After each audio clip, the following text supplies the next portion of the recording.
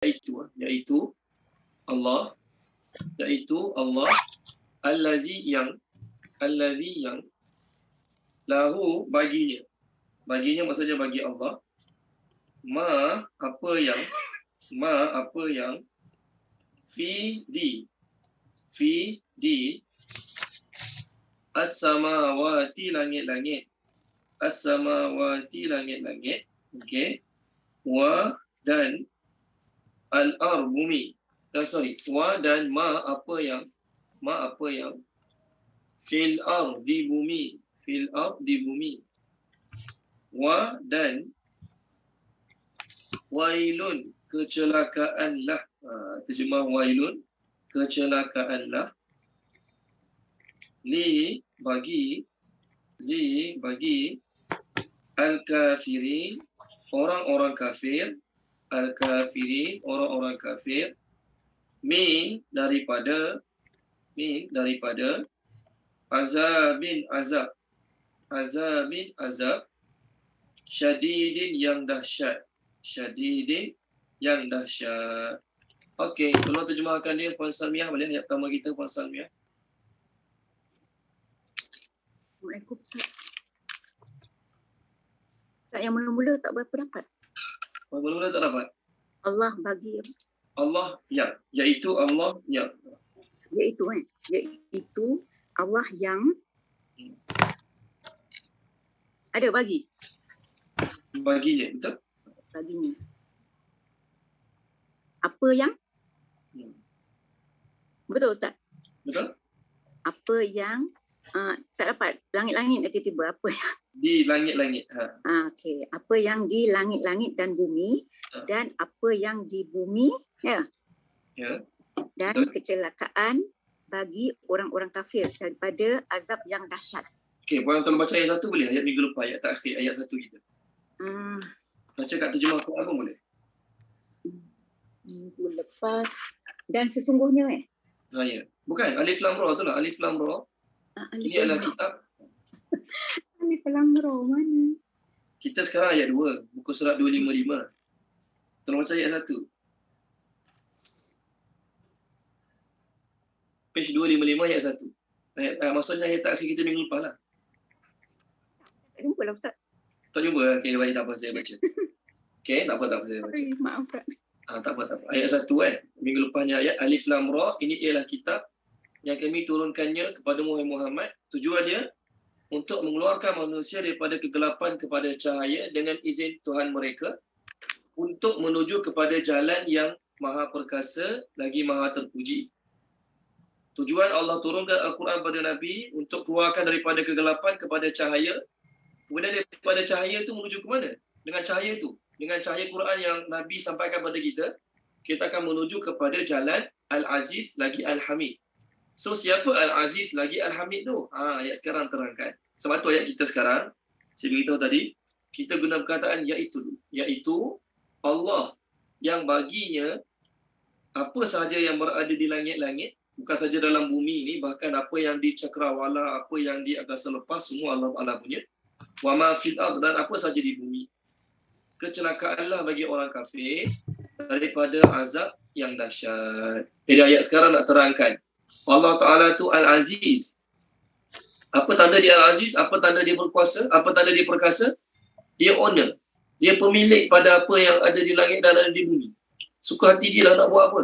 Suka hati dia nak azab siapa. Suka hati dia nak seksa siapa. Suka hati dia nak datangkan azab yang jenis macam mana. Sebab dia pemilik. Jadi ayat sekarang nak terangkan sifat Allah Al-Aziz tu, ayat sekarang nak tafsirkan apa makna Al-Aziz. Al-Aziz ialah pemilik kepada apa sahaja yang ada di langit dan di bumi, dan terpulang pada dia nak buat apa sahaja pada hamba-hamba. Okey, ayat seterusnya. Allah kata kecelakaanlah bagi orang kafir daripada azab yang dahsyat. Orang kafir akan menimpa kecelakaan bagi mereka. Kecelakaan apa? Tidak ada kecelakaan yang lebih besar daripada yang masukkan ke neraka Allah SWT. Orang aksiden, orang terlanggar batu, orang kena hempak dengan pokok, itu semua kecelakaan. Tapi tidak ada kecelakaan yang lagi besar daripada orang yang dimasukkan ke neraka Allah SWT. Okey, baik. Kita nak masuk ayat 3. Ayat 3 yang kita nak masuk ni, Allah Ta'ala nak terangkan kenapa Allah Ta'ala tu Al-Hamid. Kenapa Allah Ta'ala tu Al-Hamid, terpuji? Kita nak terangkan. Okey. Allazina, orang-orang yang. Okey, iaitu, tulis dulu iaitu. Allazina, orang-orang yang. Allazina, orang-orang yang. Yastahibuna, mereka mencintai. Yastahibuna, mereka mencintai. Dalam mereka tulis melebihkan. Yastahibuna ni berasal pada perkataan Habib. Ha dengan ba. Hubbun, cinta. Yastahibuna, mereka mencintai. Maksudnya mereka melebihkan al-hayatad dunya, kehidupan dunia. Al-hayatad dunya, kehidupan dunia. Ala, kita terjemah melebihi.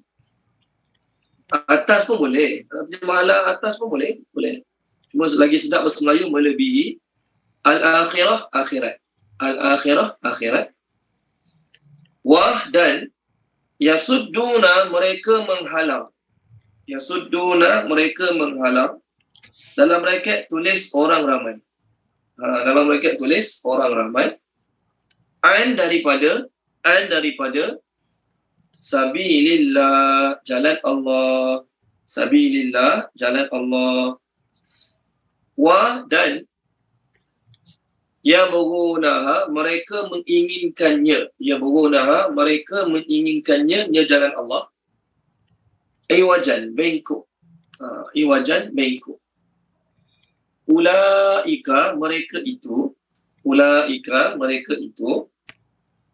Fi dalam dalalin, kesesatan. Dalalin, kesesatan. Ba'idin, yang jauh. Kalau bahasa Arab dekat, qarib, jauh, ba'id. Ba'idin, yang jauh. Puan Siti Nolis, terjemahkan boleh? Puan Siti Nolis, ayat ketiga surah Ibrahim. Bismillahirrahmanirrahim. Orang-orang yang, iaitu mereka iaitu orang-orang yang. Kita kena iaitu dulu, sorry. Iaitu orang-orang yang mereka mencintai, melebihkan kehidupan dunia melebihi akhirat, dan mereka menghalau orang ramai daripada jalan Allah, dan mereka menginginkannya bengkok. Mereka itu dalam kesesatan yang jauh. Bengkok tu orang putih terjemah crookedness, dalam bracket deviate. Deviate. Nak buat agama Islam tu terpesong. Maksudnya sesat daripada jalan yang sebenar. Okey, terima kasih Puan Siti Nolis. Ayat 2 tadi nak terang sifat Allah Al-Aziz. Kenapa dia Al-Aziz? Dia memiliki, sebab tu dia perkasa, suka hati dia. Okey. Sekarang nak terang Al-Hamid. Apa maksud Al-Hamid? Allah Ta'ala terpuji. Ayat 1 kan ada perkataan Al-Hamid. Apa makna Al-Hamid? Allah Ta'ala terpuji atas segala tindakan dia. Tuan-tuan dan puan-puan, kita tengok video, contohlah, kita tengok video, orang kena pukul. Starting video tu orang kena pukul. Bobang kena pukul. Contohlah, ni sekadar contoh. Okey? Kita pun kata apa? Zalimnya lah tukang pukul ni. Sepak orang, tumbuk orang, terjah orang. Betul kan? Sebab kita hanya tengok orang tu kena pukul. Ni contoh. Tapi bila kita tahu cerita sebenar, kita tengok video sebenar, oh, rupanya orang yang pukul tu, dia pukul orang tu tadi, dia pukul orang yang lain tu sebab orang tu masuk rumah dia, mencuri, lalu mengganggu anak-anak perempuan dia. Jadi kita tengok gambar video mula-mula, kita tengok seorang ayah memukul seorang lelaki. Teruk kena pukul, contoh. Kita tak tahu cerita sebenar, jadi kita kata apa ni pukul-pukul orang tak baik. Lepas kita tahu cerita sebenar, oh rupanya dia kena pukul sebab dia kacau anak dara orang, dia masuk rumah orang, curi barang-barang dalam rumah orang. Layak tak dia kena pukul? Layak dia kena pukul. Layak tak ayah tadi memukul? Layaklah ayah tadi memukul. Sebab dia mempertahankan keluarga dia mempertahankan harta benda dia. Jadi mula-mula orang tak tahu cerita, orang akan kata zalim lah pukul orang. Tapi lepas orang tahu cerita yang sebenar, kenapa dia kena pukul, maka orang tidak akan salahkan si ayah tu tadi, dan orang tidak akan kata yang sembarangan pada ayah tadi. Maka orang kata apa? Bagus. Dia ayah yang terbaik. Mempertahankan family, mempertahankan harta benda daripada orang jahat. Okay, jelas. Sama lah juga, kita nampak orang kena azab oleh Allah. Kita nampak orang kena bencana daripada Allah SWT. Jadi kalau kita tak mengetahui cerita sebenar, Maka orang akan kata zalimlah Allah, sekejap timpakan tu, sekejap bagi musibah ni, sekejap bagi malapetaka tu. Kalau kita tahu sebab sebenar kenapa Allah bagi malapetaka kepada mereka, kita akan tahu segala apa yang Allah buat, Allah Ta'ala tetap terpuji. Jadi sekarang Allah beritahu kenapa Allah binasakan mereka, kenapa Allah bagi musibah pada mereka, kenapa Allah bagi malapetaka kepada mereka. Ni sebab dia, sebab mereka mengutamakan dunia melebihi akhirat. Sedangkan Allah dah hantar Nabi, dah suruh Nabi cakap pada mereka, prepare betul-betul untuk akhirat, sediakan amal betul-betul untuk akhirat. Mereka tak nak, mereka pilih nak seronok kat dunia. Walaupun mereka tahu apa Nabi cakap tu betul, apa Nabi sampaikan tu betul, mereka pilih nak seronok kat dunia sampai abaikan akhirat. Memang layaklah mereka dihukum. Tuan-tuan dan puan-puan, kat Malaysia ni ada macam-macam hukuman. Ada gantung sampai mati, ada di penjara puluh-puluh tahun. Kan? Orang yang jual dadah, orang yang mengedar dadah, dihukum gantung sampai mati.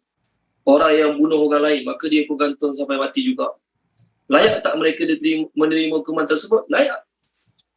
Kerana mereka memang bersalah. Mereka memang layak menerima hukuman tersebut. Dan hakim yang menjatuhkan hukuman tersebut tidak akan dipersalahkan, bahkan dipuji. Hakim ni bagus. Orang tu bunuh orang, maka dia pun putuskan orang tu kena bunuh balik. Orang ni merompak, mencuri duit, maka hakim putuskan dia kena penjara 10 tahun contohlah. Okey? Contoh. Maka orang akan puji haji terus hakim tersebut. Walaupun dia memutuskan sesuatu kebinasaan pada orang lain. Bayangkan hakim tu putuskan orang tu kena gantung sampai mati. Orang ni kena penjara 10 tahun, 20 tahun. Orang ni kena 10 sebatan. Apa yang hakim tadi putuskan adalah benda kebinasaan, malapetaka pada orang lain. Ada tak orang akan salahkan hakim tu? Tak ada. Orang akan cakap apa? Bagus hakim tu bertindak dengan adil, dan orang yang dihukum tadi padam muka. Siapa suruh mereka bunuh orang? Siapa suruh edar dadah? Siapa suruh buat benda pelik-pelik? Contoh. Jadi setelah kita mengetahui kesalahan orang yang dipenjarakan tadi, kita tidak akan salahkan hakim. Tuan-tuan dan puan-puan, setelah kita ayat ni nak beritahu kenapa Allah azab mereka, kenapa Allah bagi mereka azab yang dahsyat, kenapa Allah masukkan mereka ke dalam neraka. Ni nak beritahu. Sebab mereka mengutamakan kehidupan dunia. Tahu dah salah, tahu dah tak boleh, tahu dah kena ikut Nabi, pilih tak nak buat juga. Tak nak ikut Nabi. Tahu dah benda ni haram, dosa besar, pilih nak buat juga. Tuan-tuan dan puan-puan, ahli neraka, masuk neraka, kebanyakan mereka, bukan kebanyakan mereka lah, semua mereka akan Allah sebut ditipu oleh kehidupan dunia. Kalau baca boleh, Puan Izawani. Mereka tahu Nabi SAW cakap benar. Jadi sepatutnya bila apa Nabi sampaikan, terimalah. Ni tak, mereka pilih untuk menyanggahnya. Mereka pilih untuk menolaknya. Sebab apa? Sebab ditipu oleh kehidupan dunia. Muka surat 136. Puan Izawani tolong baca 136 ayat 70. Ayat tu panjang, baca sikit je cukup. 136 ayat 70. Boleh, Puan Izawani? Dari mula ya Ustaz? Ya, dari mula. Bismillahirrahmanirrahim. Jauhkanlah diri daripada orang yang menjadikan agama mereka sebagai permainan dan hiburan, serta mereka pula telah diperdayakan oleh kehidupan dunia. Okey, cukup. Okey. Satu lagi Puan Izawani. Muka surat 144 ayat 130. Muka surat 144 ayat 130. Okey. Wahai sekalian jin dan manusia, bukankah telah datang kepada kamu rasul-rasul daripada kalangan kamu sendiri yang menyampaikan kepada kamu ayat-ayatku dan juga memberikan amaran kepada kamu tentang pertemuan kamu dengan hari kiamat ini? Mereka menjawab, kami menjadi saksi mengakui akan kesalahan diri kami sendiri mendustakan rasul-rasul itu. Dan mereka telah diperdayakan oleh kemewahan hidup di dunia, dan kerana itulah mereka menjadi saksi pada hari akhirat terhadap diri mereka sendiri bahawa sesungguhnya mereka adalah orang yang kafir.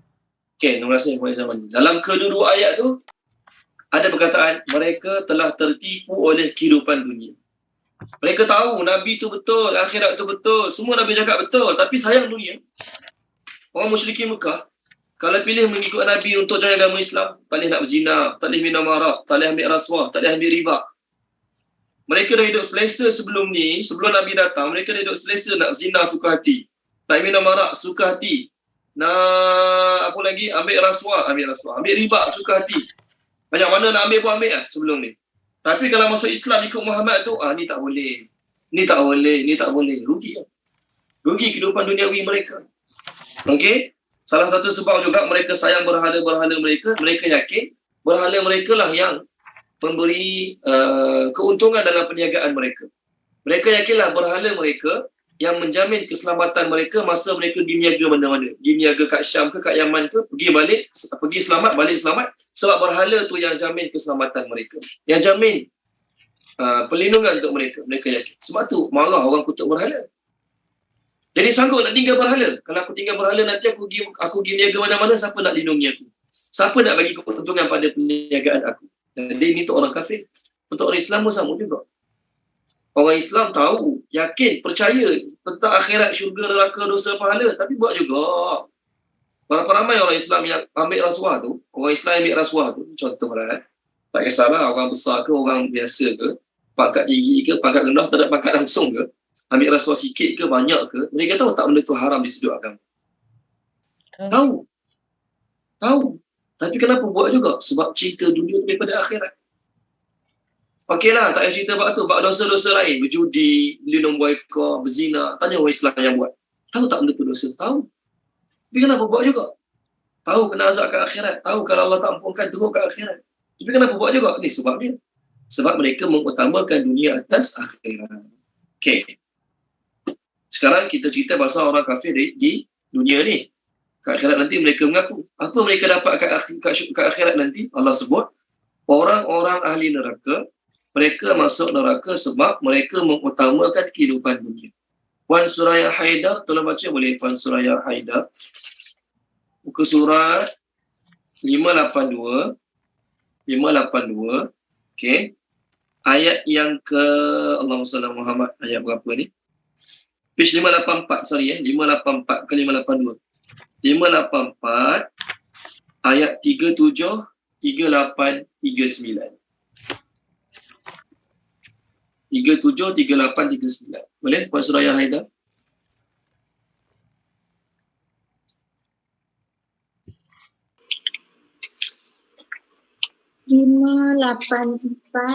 ayat 37.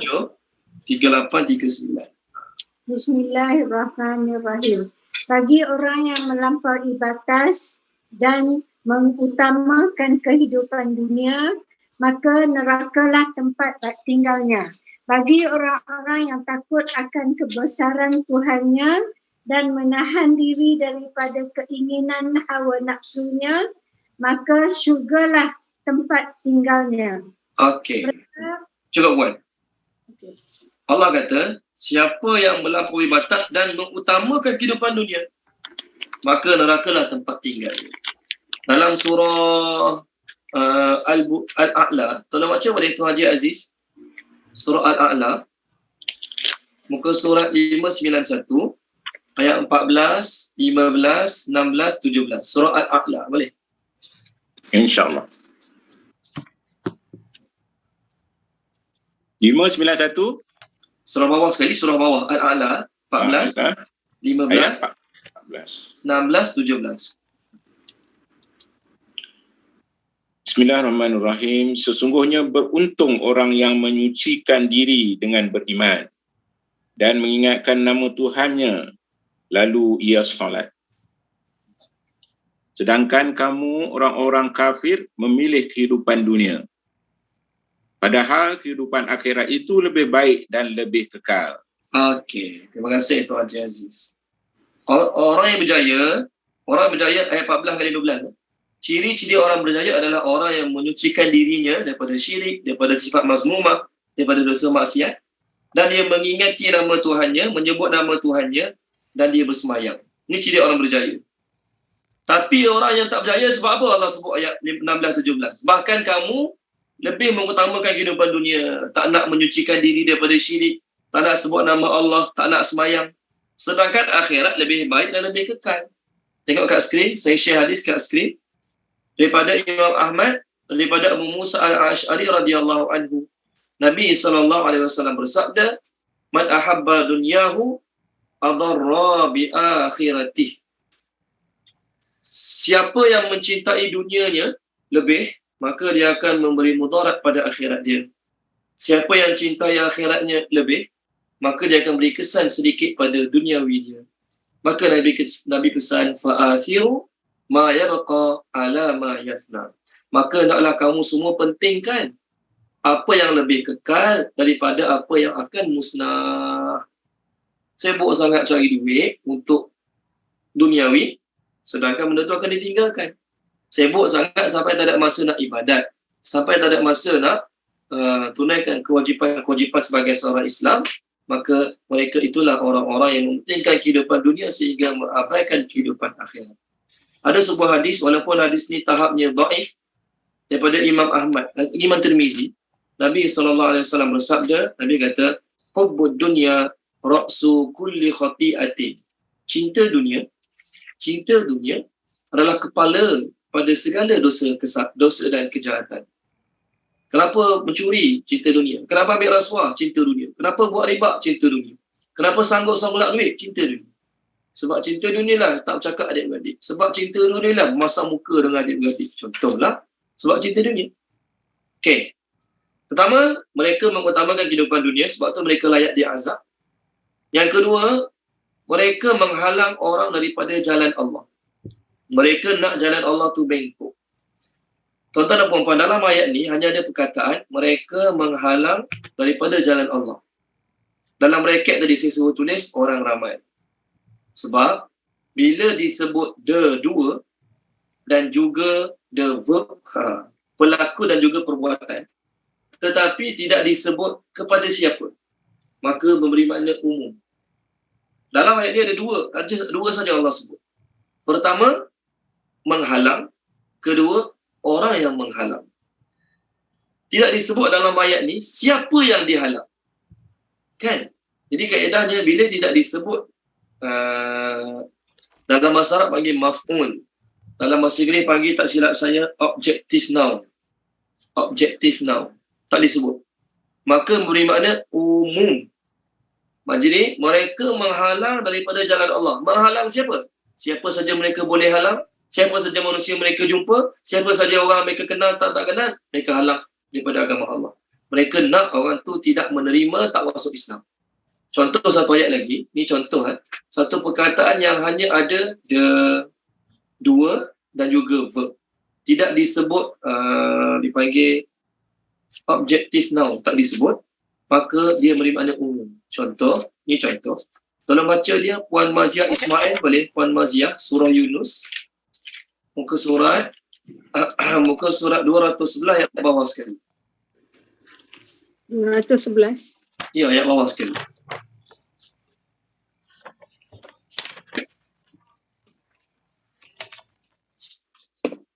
Bismillahirrahmanirrahim. Dan Allah menyeru manusia ke Darussalam, iaitu syurga, dan memberikan petunjuk kepada orang-orang yang dia kehendaki ke jalan yang lurus. Okey.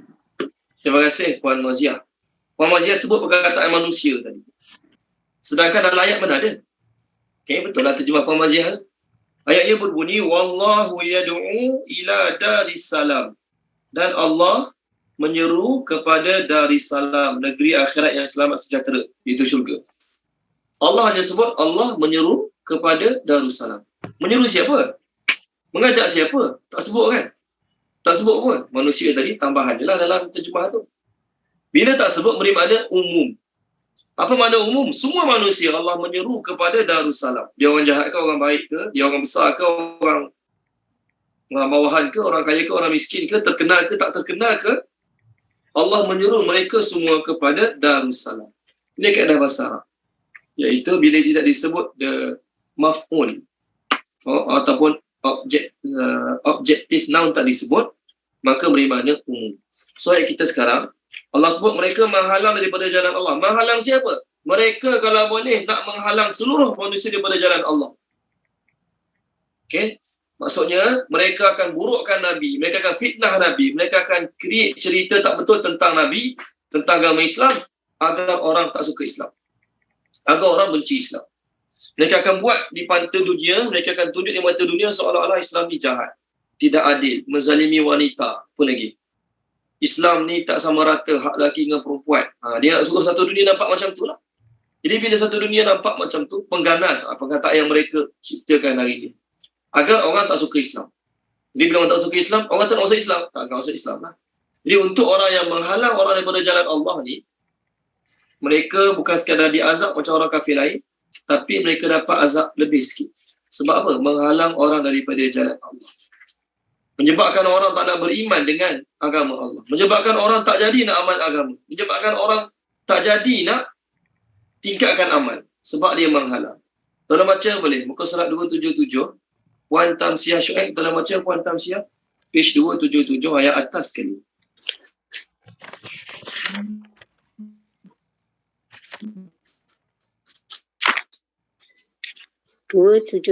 tak sekali. Ayat 88.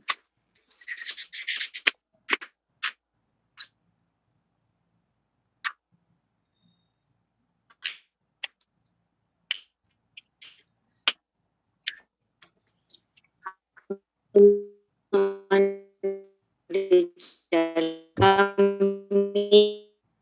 bahkan ke azab demi disebabkan kerosakan.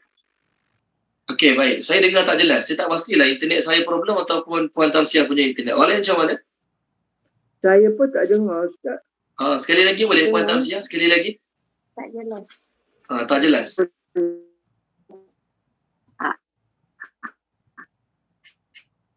Dengar mula-mula tak jelas, hujung-hujung baru dengar. Bismillahirrahmanirrahim. Orang kafir jelas.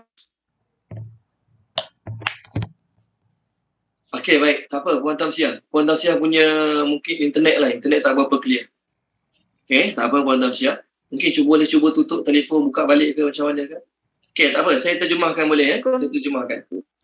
Orang-orang kafir dan mereka menghalang daripada jalan Allah. Mungkin saya punya yalah. Okay. Tapi ni okey pula. Okey pula. Okey, tak apa. Terima kasih Puan Tamsiah. Mungkin cuba tutup ke buka balik ke biasa macam tu. Okey. Orang-orang kafir dan menghalang daripada jalan Allah, kami akan tambahkan mereka azab atas azab yang mereka dah dapat. Dengan sebab mereka berbuat kerosakan. Azab mereka double lah. Bukan sekadar sebab mereka kafir, tapi sebab mereka menghalang orang daripada jalan Allah. Tuan-tuan dan puan-puan, ini untuk orang kafir. Tapi satu pengajaran juga untuk kita. Kita jangan menjadi sebab orang jauh daripada jalan Allah. Okey? Contoh, orang tempat kita suka datang masjid. Tapi kita ni kat masjid, kat surau kita, kutuk orang, mengata orang, marah orang depan-depan, tegur orang depan-depan, memalukan dia depan jemaah yang lain. Contoh. Maka orang yang tadi nak datang sembahyang berjemaah, dah tawar hati, dah tak minat datang solat jemaah. Sebab kita. Marah orang, tegur orang, maki orang depan-depan kat masjid. Orang tak senang dengan perbuatan kita. Jadi kita tak ada pun kata, jangan datang. Kita tak kata pun pada orang tu. Tapi kerana perbuatan kita, kerana amal, perilaku kita kat masjid, menyebabkan orang tak senang datang masjid, maka kita seolah-olah termasuk di kalangan orang-orang yang menghalang orang daripada jalan. Masa saya belajar dulu, masa nak balik cuti, ustaz saya selalu pesan. Dia kata apa? Kamu balik rumah, kamu pelajar tahfiz balik rumah, kamu kena jadi penyebab orang nak belajar agama. Jangan kamu jadi penyebab orang hilang minat nak belajar agama.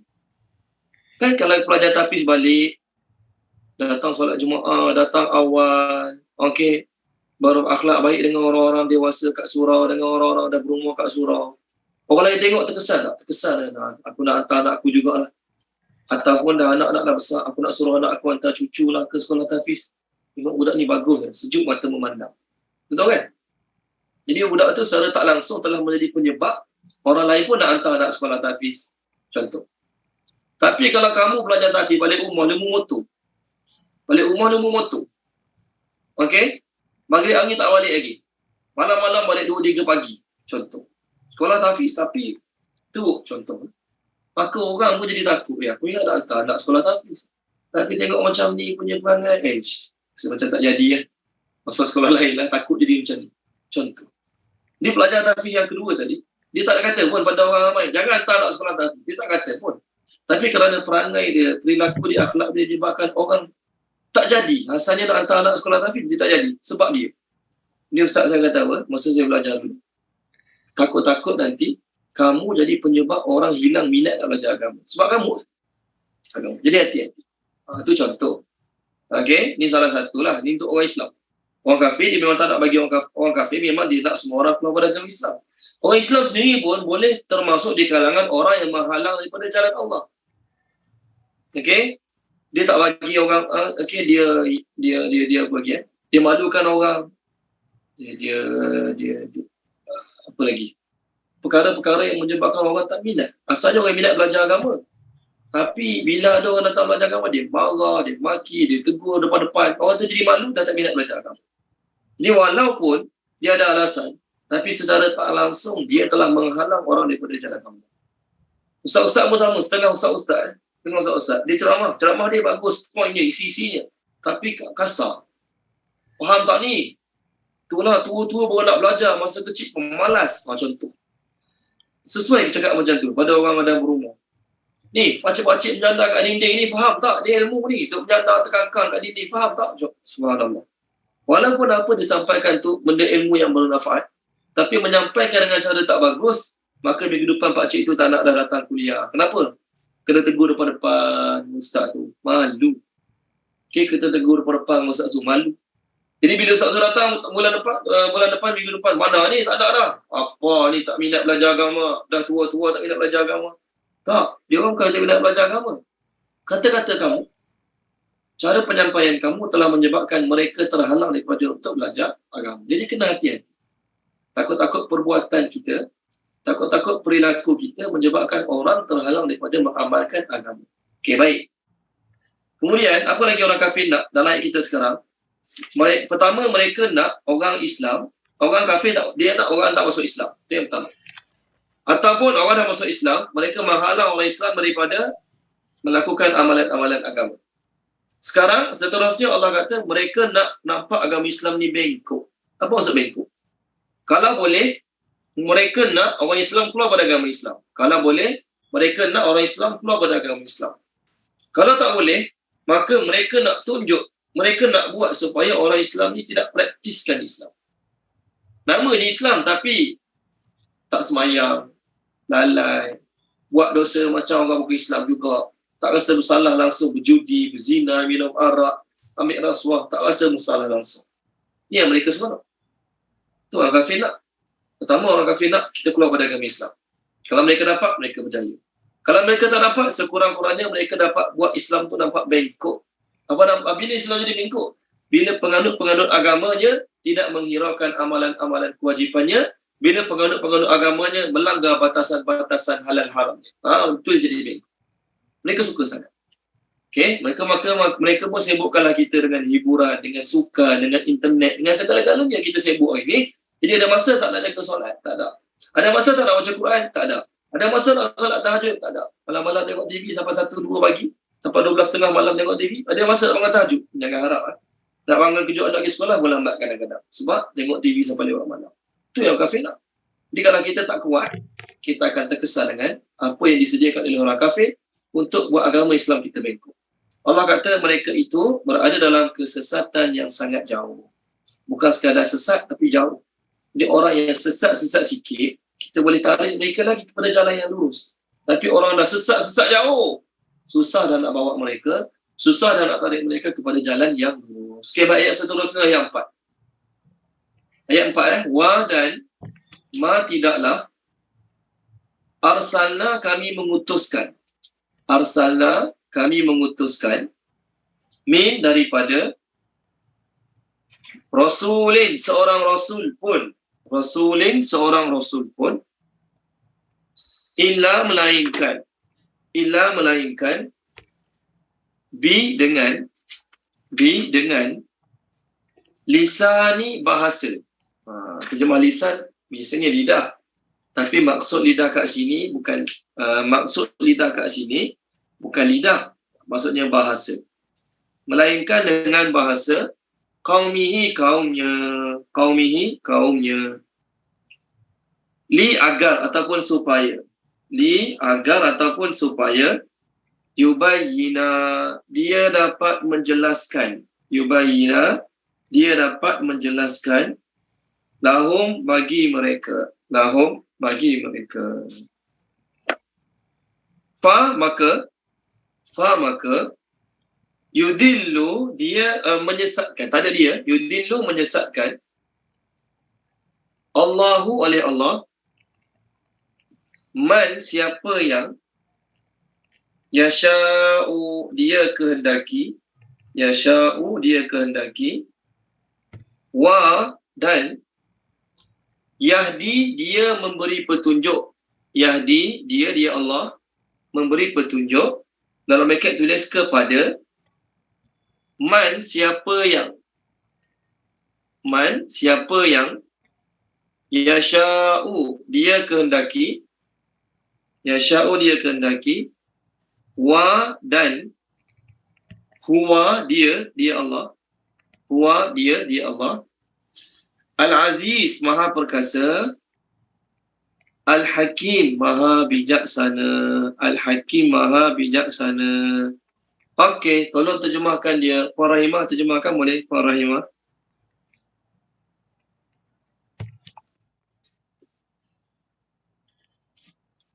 Puan Rahimah ada?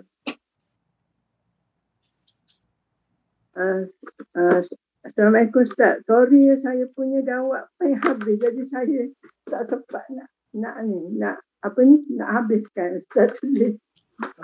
Saya baca yang ni je lah. Yang Boleh. ini dalam terjemahan. Boleh. 255 nombor 4. Dan kami tidak, Bismillahirrahmanirrahim, dan kami tidak mengutus seorang rasul pun melainkan dengan bahasa kaumnya, agar dia dapat memberi penjelasan kepada mereka. Maka Allah menyesatkan sesiapa yang dia kehendaki dan memberi petunjuk kepada siapa yang dia kehendaki. Dia yang maha perkasa lagi maha bijaksana. Okey, baik. Terima kasih Puan Rahimah. Allah sebut dalam ayat ni, Allah Ta'ala tak zalim. Allah Ta'ala tetap terpuji dalam apa saja perbuatan Allah.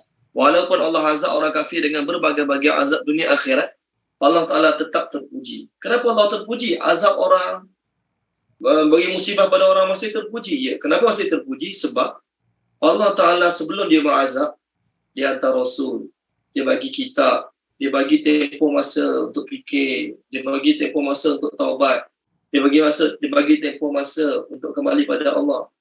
Jadi dia maha terpuji. Allah Ta'ala bukan jenis hari ini turun Nabi, esok turunkan kitab, lusa sampai tak beriman, turun azab. Tak, Allah bagi masa, ada yang sampai ratus-ratus tahun. Itu nikmat Allah, tanda kasih sayang Allah pada manusia. Jadi manusia itu sendiri pilih untuk melawan Allah. Manusia itu sendiri pilih untuk mengutamakan dunia daripada agama Allah, maka sememangnya mereka layak diazab oleh Allah. Jadi dalam ayat ini, salah satu tanda nikmat Allah bagi manusia ialah Allah tidak mengutuskan mana-mana Nabi kepada mana-mana kaum, melainkan dengan bahasa kaum tersebut. Melainkan dengan lughah ataupun melainkan dengan bahasa kaum tersebut. Ini adalah salah satu tanda apa? Tanda kasih sayang Allah pada manusia. Sebab kalau Allah hantar pada bangsa Melayu, Nabi cakap Cina. Contoh, ni sekadar contoh. Allah hantar Nabi cakap Cina kepada orang Arab. Maka orang Arab akan bagi alasan, kami tak faham.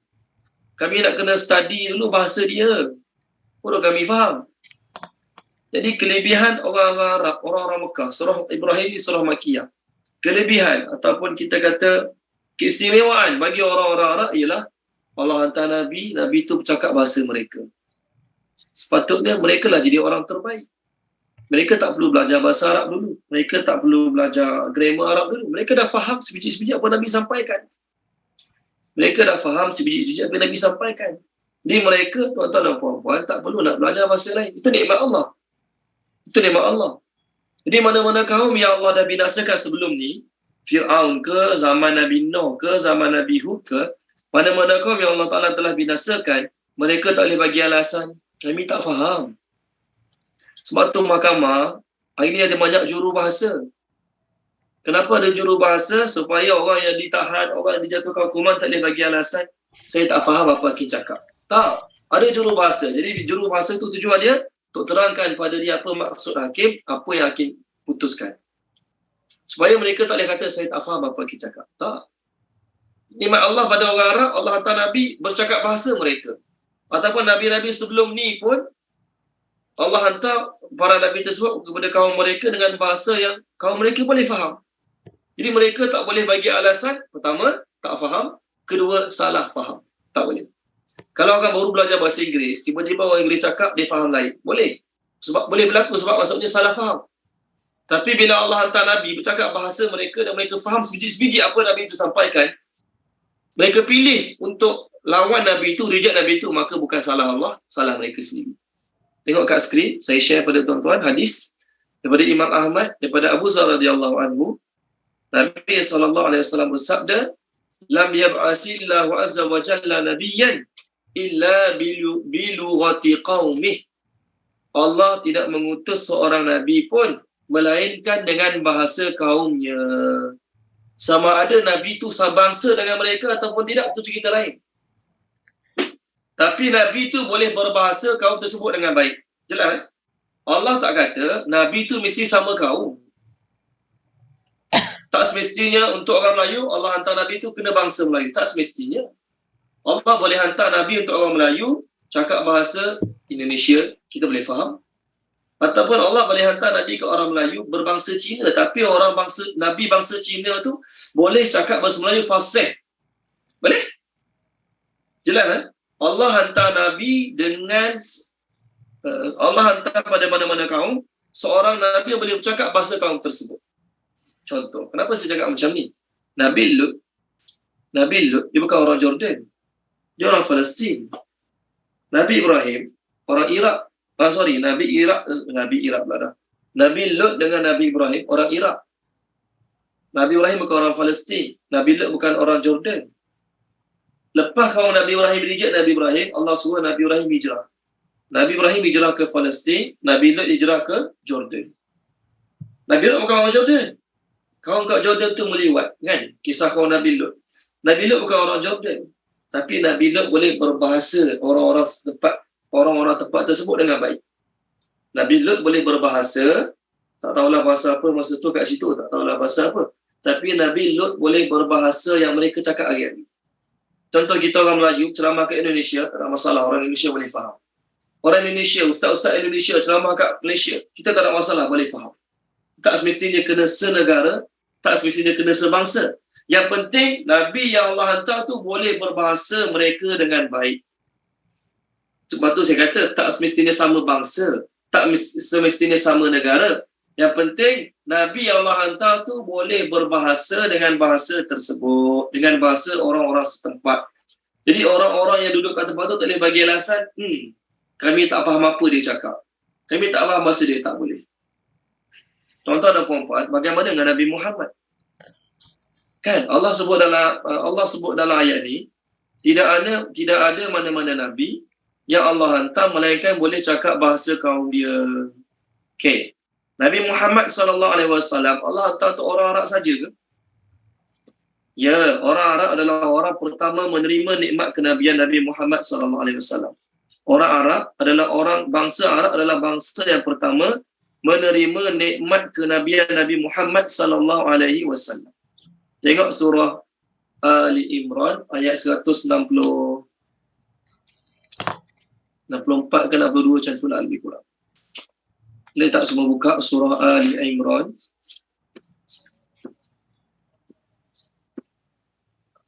Okey, muka surat 71 ayat 164. Muka surat 71 ayat 164, tolong baca dulu ya.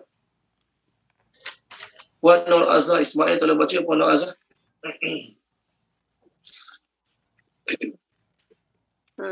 Ayat berapa tadi Ustaz? 164. A'udzubillahi minasyaitonirrajim. Sesungguhnya Allah telah memberi kurnia kepada orang yang beriman ketika Allah mengutuskan di antara mereka seorang rasul dari golongan mereka sendiri yang membacakan kepada mereka ayat-ayat Allah, membersihkan yakni jiwa mereka dan mengajarkan kepada mereka Alkitab dan Al-Hikmah. Dan sesungguhnya sebelum kedatangan Nabi itu, mereka berada dalam kesesatan yang nyata. Okey, terima kasih Puan Nur Azhar. Allah kata, Allah conferred a great favor. Allah conferred a great favor kepada orang-orang mukmin yang berada di Mekah dan Madinah. Sebab apa? Allah hantar pada mereka seorang rasul di kalangan mereka sendiri yang boleh cakap bahasa mereka. Tak perlu nak belajar alih bahasa, tak perlu nak belajar bahasa lain, tak perlu dah. Dia Nabi tu bangsa Arab, Nabi tu cakap Arab. Jadi orang Arab, sama ada Arab Mekah ke Arab Madinah ke, mereka tak boleh bagi alasan tak faham. Bahkan Nabi tu cakap bahasa mereka satu kelebihan untuk mereka. Tuan-tuan dan puan-puan, kelebihan untuk mereka. Sebab tu Allah terjemah, Allah putih terjemah, Allah conferred a great favor. Apa? Nabi itu bangsa mereka sendiri cakap bahasa mereka sendiri. Okey, dalam sebuah hadis diriwayatkan daripada Imam Bukhari dan juga Imam Muslim daripada Jabir radhiyallahu anhu, beza Nabi Muhammad dengan Nabi lain. Nabi kata, aku diberi 5 perkara yang mana 5 perkara ni tak diberi pun pada para nabi sebelum aku. Pertama, nusirtu birra'bi masirata syahrin. Aku dibantu oleh Allah dengan cara Allah meletakkan perasaan takut dalam hati pihak musuh kepadaku sebulan perjalanan. Musuh ni takut tengok Nabi, takut dengan Nabi Muhammad sebulan perjalanan. Sebulan sebelum jumpa Nabi dah takut dah pihak musuh. Yang kedua, waju'ilat liyal ardu masjidan wa tahuran. Dijadikan untuk aku tanah itu masjid dan alat untuk bersuci. Umat-umat dulu nak sembahyang ada tempat khas. Tak ada tayamum bagi umat zaman dulu. Umat kita kelebihan dia, Allah bagi pada Nabi Muhammad, mana-mana tanah boleh sembahyang dengan syarat tanah itu suci bersih. Kemudian tanah juga dijadikan sebagai alat untuk bersuci, itu tayamum yang kedua. Yang ketiga, wa uhillas li al-ghanaimu wa lam tuhilla li ahadin. Dihalalkan bagi aku harta atau ghanimah. Maknanya sebelum Nabi Muhammad SAW, Nabi-Nabi sebelum tu tak boleh ambil harta ghanimah. Nabi Muhammad boleh ambil harta ghanimah. Wa lam tuhillu li ahadin qabli. Tidak dibenarkan pada para Nabi sebelum aku ambil harta ghanimah. Itu nombor 3. Nombor 4, wa'utitu syafa'ah. Aku diberikan syafaat. Maksudnya Allah bagi kelebihan pada Nabi Muhammad SAW. Nabi Muhammad sahaja Nabi yang boleh bagi syafaat pada manusia pada hari kiamat. Itu nombor 4. Nombor 5, apa kelebihan Nabi Muhammad SAW? Wa kana nabiyyu yub'asu ila qaumihi khassatan wa bu'istu ila nasi ammatan. Nabi-nabi terdahulu Allah hantar pada umat mereka sahaja. Sedangkan aku dihantar untuk umat seluruhnya. Jadi Nabi dulu untuk umat dia sahaja. Kalau untuk Bani Israel je lah. Okey? Sedangkan aku dihantar untuk manusia secara keseluruhannya. Okey, baik.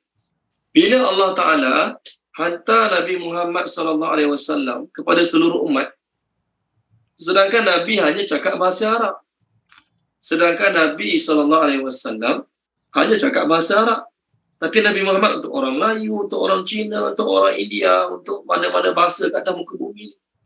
Maka macam mana?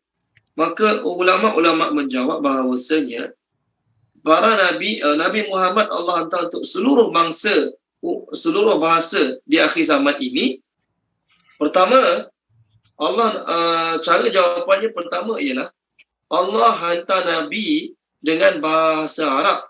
Tetapi apa yang Nabi Muhammad sampaikan, apa yang Quran sampaikan boleh difahami oleh semua bangsa dengan terjemahan-terjemahan. Okey? Apa yang Nabi Muhammad cakap, apa Quran Nabi Muhammad baca bahasa Arab, kita tak faham. Tetapi Allah buat di kalangan sahabat-sahabat Nabi orang yang boleh menyampaikan agama ini kepada bangsa-bangsa lain dengan bahasa yang mereka pelajari. Orang Arab ada travel sana, travel sini, mereka dapat menyampaikan Al-Quran itu, hadis-hadis Nabi itu kepada dengan bahasa yang mereka boleh sampaikan. Sampailah ke zaman kita, kita dapat faham Al-Quran dengan baik. Sampailah ke zaman kita, kita dapat faham hadis dengan baik walaupun kita tak belajar bahasa Arab. Ini satu jawapannya. Jadi kita orang zaman sekarang tak boleh bagi alasan lah, saya tak faham Al-Quran sebab dia bahasa Arab. Saya tak faham hadis sebab dia bahasa Arab. Tak.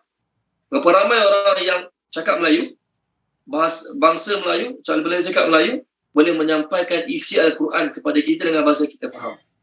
Ramai ustaz-ustaz yang boleh menyampaikan isi hadis kepada kita dengan bahasa kita boleh faham. Jadi tak boleh nak bagi alasan kita tak faham. Ini jawapan pertama. Jawapan kedua, ini jawapan kedua daripada pengarang kitab Hasyiah Sawi, Syekh Ahmad bin Muhammad Al-Misri Al-Khulwati. Dia kata, sebenarnya Allah Ta'ala hajar Nabi semua bahasa. Dia kata, Allah hajar Nabi semua bahasa. Nabi SAW boleh bercakap dengan mana-mana kaum, dengan bahasa mereka sendiri. Nabi boleh. Cuma tidak pernah sabit, tak pernah sabit. Walaupun tak pernah sabit, dia kata, walaupun tak pernah sabit, tak pernah jumpa dalam hadis, Nabi SAW cakap bahasa Turki ke, bahasa Cina ke, bahasa dia tak pernah sabit pun. Sebab Nabi SAW tidak pernah bertemu dan tidak pernah bercakap seorang pun di kalangan orang Turki, orang Cina, orang India. Kalaulah Nabi dapat bertemu mereka, lalu bercakap dengan mereka, nescaya Nabi akan bercakap dengan mereka dengan bahasa ibunda mereka sendiri. Ini jawapan yang ditulis oleh pengarang kitab Hasyiah Sawi. Jadi jawapan ni, wallahu a'lam, kita tak boleh nak kata betul 100%. Kita juga tak boleh nak kata salah 100%. Sebab benda tu tak berlaku. Jadi pendapat dia, Nabi Muhammad Allah hantar untuk umat terakhir akhir zaman ni, Nabi Muhammad mengetahui semua bahasa. Maknanya pada zaman, ikut pendapat dia, betul salah kita tak tahu, tapi dia tulis dalam tafsir. Maknanya pada zaman Nabi Muhammad, kalau ada kafilah daripada Bani Melayu, dia pergi berniaga kat sana, nescaya Nabi akan cakap bahasa Melayu. Nabi SAW tak boleh membaca dan menulis bahasa Ibrani. Tetapi Nabi SAW boleh bercakap bahasa-bahasa tersebut. Kalau Nabi nak cakap, tu pendapat dia lah.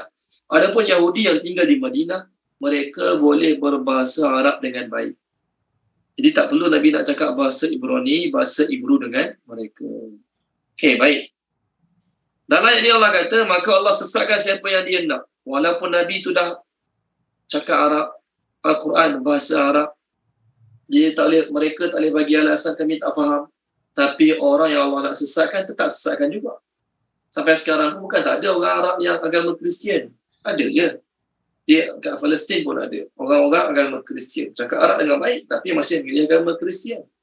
Walaupun faham bahasa, walaupun baik dengan Nabi, walaupun duduk sama dengan Nabi, tapi kalau Allah nak sesatkan, dia tetap sesatkan. Kat akhirat dia tak boleh bagi alasan, saya tak faham bahasa Muhammad. Tak boleh. Allah bagi petunjuk pada siapa yang dia nak. Walaupun orang tu asalnya tak faham bahasa Nabi, tak faham bahasa Arab, tapi Allah boleh bagi petunjuk untuk masuk Islam. Berapa ramai orang-orang yang tak faham bahasa Arab, Mak Saleh, orang Cina, orang Korea tak faham bahasa Arab, tapi tetap boleh masuk agama Islam, tetap dapat jadi orang yang amat agama Islam dengan baik. Sebab apa? Allah bagi petunjuk pada siapa yang dia nak. Allah Maha Perkasa untuk membalas siapa yang ingkar perintah dia.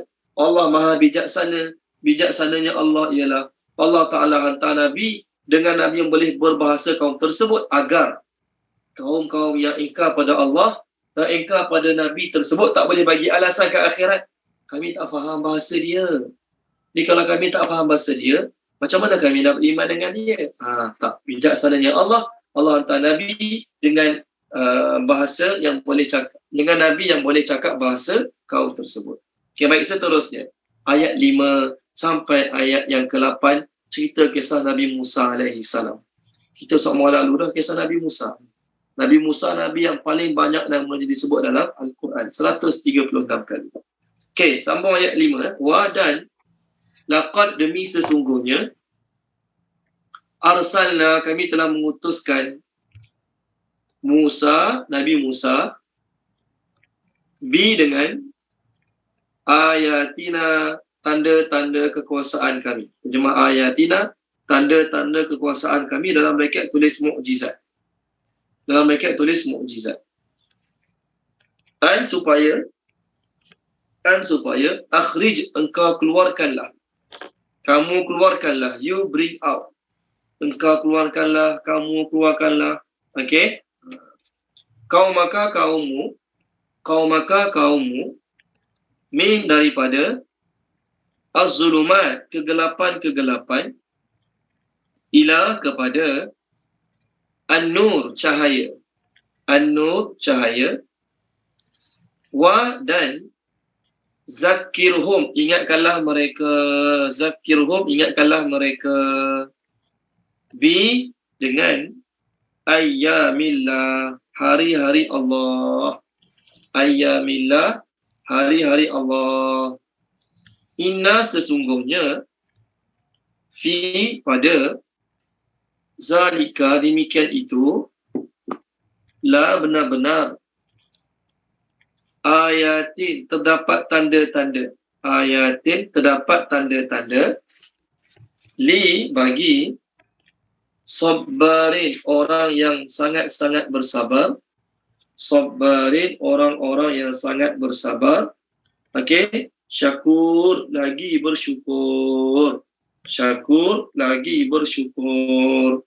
Okey, terjemahkan dia Tuan Haji Abdul Kahar ada. Tuan Haji Kahar ada. Okey, ada Ustaz. Tapi saya baca terus terjemahan dari Al-Quran Ustaz. Boleh. Dan sesungguhnya kami telah mengutus Musa dengan membawa tanda-tanda kekuasaan kami dan kami perintahkan kepadanya, keluarkanlah kaummu daripada kegelapan kepada cahaya terang benderang dan ingatkanlah mereka kepada hari-hari Allah. Sesungguhnya pada yang demikian itu terdapat tanda-tanda kekuasaan Allah bagi setiap orang yang bersabar dan banyak bersyukur. Okey, terima kasih Tuan Haji Abdul Kahar.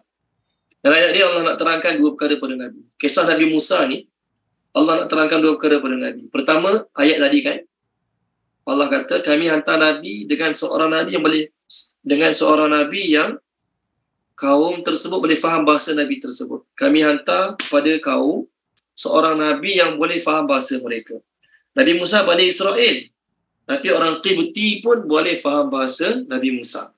Orang Qibti bukan bangsa Bani Israel, bangsa lain. Bangsa mereka dalam tafsir Al-Azhar dinamakan Hyksos. Hyksos ni jenis orang Arab pindah randang. Kejap sana, kejap sini, kejap sana, kejap sini. Itu bangsa Hyksos. Walaupun mereka bukan bangsa Bani Israel, tapi mereka boleh memahami luah Nabi Musa AS. Ini yang pertama. Dia Allah kata, wahai Muhammad, contoh, salah seorang contoh para Nabi yang boleh cakap bahasa kaum yang dihantar pada mereka adalah Nabi Musa. Yang kedua, kalau kita tengok ayat 1 dengan ayat 5 sekarang, ada satu persamaan. Apa persamaan? Dalam ayat 1, Allah Ta'ala turunkan kitab Al-Quran pada Nabi Muhammad. Apa tujuan dia? Agar Nabi keluarkan manusia daripada kegelapan kepada cahaya. Ayat 1. Ayat 5 pun samalah juga. Allah hantar Nabi Musa. Allah bagi kitab Taurat agar Nabi Musa dapat keluarkan kaum Nabi Musa daripada kegelapan kepada cahaya. Jadi Allah kisahkan Nabi Musa kepada Nabi Muhammad dalam surah ni nak beritahu, apa yang menimpa engkau wahai Muhammad sekarang ni telah menimpa juga Nabi Musa. Sebagaimana pihak musuh memusuhi Nabi Musa, pihak musuh kau pun memusuhi kau. Sebagaimana ahli kerabat Nabi Musa yang kaum Nabi Musa sendiri memusuhi Nabi Musa, kaum Nabi Musa memusuhi Nabi Musa, macam telah juga wahai Muhammad, kaum kau sendiri yang cakap bahasa engkau, yang faham bahasa engkau, memusuhi engkau juga. Okey? Nabi Musa, namanya dalam bahasa Koptik lama, memberi makna air dan kayu. Mu tu air, sa tu kayu. Boleh? Itu Nabi Musa dalam bahasa Koptik lama. Jadi Musa bukan bahasa Arab. Musa adalah bahasa Koptik lama. Tapi itu dalam Quran Musa tu, okey. Dalam Quran Musa tu maksudnya nama orang lah. Adapun bahasa Arab sekarang ada juga Musa. Tapi terjemah Musa dalam bahasa Arab sekarang ialah pisau cukur. Tukang cukur rambut. Itu dia panggil Musa. Sekarang Musa, orang tu cukur rambut orang kerjanya, kita panggil dia Ya Musa. Bukan nama dia Musa. Nama perbuatan, nama pekerjaan Musa tukang cukur rambut. Boleh? Dalam bahasa biologi, Musa tu adalah pisang. Musa tu beri makna pisang. Itu bahasa biologi lah. Nama pisang adalah Musa. Okey, tak apa. Allah kata kami hantar Nabi Musa ada 9 tanda bukti kebenaran kepada kaum dia yang dia tu Nabi. Maknanya Allah hantar Nabi Musa ni bukan sekadar menggunakan bahasa yang boleh difahami oleh kaum pada masa tu. Bukan sekadar ada bahasa, bukan sekadar nikmat bahasa. Nabi Musa ni juga ada 9 mukjizat kepada kaum Kibti, kepada kaum Fir'aun. Mukjizat yang tunjuk dia tu Nabi, ada 9 tanda. Apa 9 tu?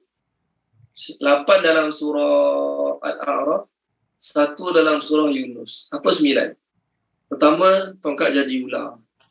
Kedua, tangan keluar cahaya. Ketiga, kemarau yang panjang bertahun-tahun. Keempat, banjir besar. Kelima, kutu. Keenam, katak. Ketujuh, darah. Ke-8, kutu, katak, darah, apa lagi? Ke-8, kita tengok balik. Kita pun tak ingat. Surah Al-A'raf boleh tak tengok surah Sebelah Laut Merah tu. Belalang. Alam dan terbelah laut tu. Ya, terbelah laut tu kemudian. Tu bukan tu Fir'aun. Okey. Mukjizat Nabi Musa, 9 ni untuk Fir'aun tengok. Yang Fir'aun tak tengok ada lagi lepas pada tu. Yang Fir'aun tak tengok. Belah laut, ketuk batu keluar air, manna wa salwa. Tu Fir'aun tak tengok. Ni 9 ni yang Fir'aun tengok. Okey, kita ulang balik. Pertama, apa dia pertama? Tongkat jadi ular. Tangan keluar cahaya putih. Kedua. Ketiga, kemarau. Keempat, banjir. Kelima, belalang. Belalang tertinggal. Keenam, kutu. Okey, kutu. Ketujuh, katak. Ke-8, darah. Ke-9, laut terbelah. Ke-9, laut terbelah. Ke-9 betul lah. Puan Zakiah kata laut terbelah. Betul lah. Ke-9 laut terbelah. Okey, 9 yang dilihat oleh Nabi, dilihat oleh Fir'aun dan orang Kipti. Allah nak cakap pada Nabi Muhammad, Nabi Musa tu datang bukan sekadar guna bahasa yang mereka faham. Nabi Musa datang dengan 9 tanda yang dia tu Nabi. Dia tu benar Nabi daripada Allah. Walaupun Allah hantar dengan 9 tanda, kena reject juga. Allah cakap kepada Nabi Muhammad, engkau berapa sangat mukjizat yang kau tu Nabi. Allah tak bagi pun macam-macam mukjizat pada Nabi Muhammad. Adalah bulan terbelah, pokok beri salam pada Nabi, batu beri salam pada Nabi, tangan keluar air. Tak sampai 9 pun. Okay, jadi Nabi Musa yang ada 9 mukjizat tu pun kena reject. Engkau ni, walaupun cakap bahasa yang bangsa kau faham, tetap mereka akan reject kau juga. Jadi samalah nasib kau macam Nabi Musa AS. Tengok surah An-Naml, boleh? Surah An-Naml ni 9. Tolong baca dia, surah An-Naml. Puan Maisarah, tolong baca Puan Maisarah, boleh? Muka surat 377. 377. Ayat 12, 13. 12, 13.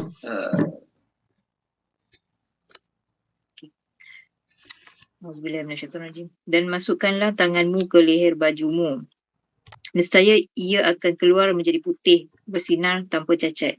Kedua mukjizat ini termasuk 9 macam mukjizat yang akan dikemukakan kepada Fir'aun dan kaumnya. Mereka benar-benar orang yang fasik. Maka ketika mukjizat-mukjizat kami yang terang itu sampai kepada mereka, mereka berkata, ini sihir yang nyata. Okey, terima kasih Puan. So, 9. 2 ni,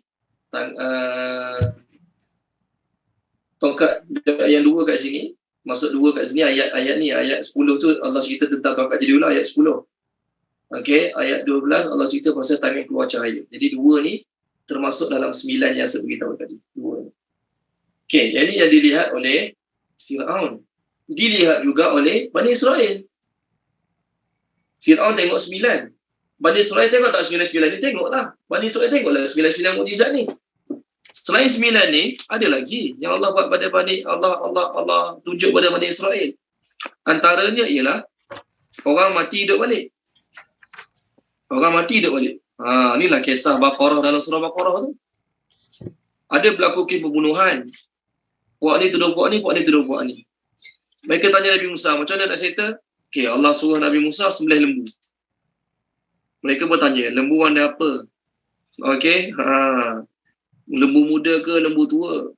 Nak lembu macam mana? Tengok muka surat 11. Kalau baca Puan Zakia muka surat 11 boleh? Muka surat 11 ayat 71, 72, 73. 71, 72, 73. Puan Zakia. Boleh Ustaz. 11, 71 ya Ustaz. Ya, sampai 73. Sampai 73. Auzubillahi minasyaitonirrajim. Dia Musa menjawab, dia Allah berfirman, lembu itu adalah lembu betina yang belum pernah dipakai untuk membajak tanah dan tidak pula untuk mengairi tanaman, sihat dan tanpa belang. Mereka berkata, sekarang barulah engkau menerangkan hal yang sebenarnya. Lalu mereka menyembelihnya dan mereka hampir tidak melaksanakan perintah itu. Dan ingatlah ketika kamu membunuh seseorang lalu kamu tuduh-menuduh tentang itu, tetapi Allah menyingkapkan apa yang kamu sembunyikan. Lalu kami berfirman, pukullah mayat itu dengan bahagian daripada lembu itu. Demikianlah Allah menghidupkan orang yang telah mati dan dia memperlihatkan kepadamu tanda-tanda kekuasaannya agar kamu mengerti. Okey. Terima kasih Puan Zakia. Sama. Ini kisah Baqarah dalam surah Baqarah. Ini kisah dia. Jadi mereka dapat tengok orang mati hidup balik. Mujizat lah tu. Mujizat Nabi Musa. Ambil salah satu bahagian anggota lembu tu, pukul kat badan orang mati tu, hidup balik. Wow. Hikmah. Apa hikmah Allah Ta'ala tak sebut apa part lembu tu? Okay. Allah Ta'ala kata apa dia? Fakul nadribuhu bi ba'diha. Then we say, beat it. Iaitu beat the dead person by piece of it. Dengan sebahagian anggota badan lembu. Apa dia badan sebahagian anggota tu tak beritahu. Dengan ekor ke, dengan telinga lembu ke, dengan kaki lembu ke, dengan perut lembu ke, kepala lembu ke, tak beritahu.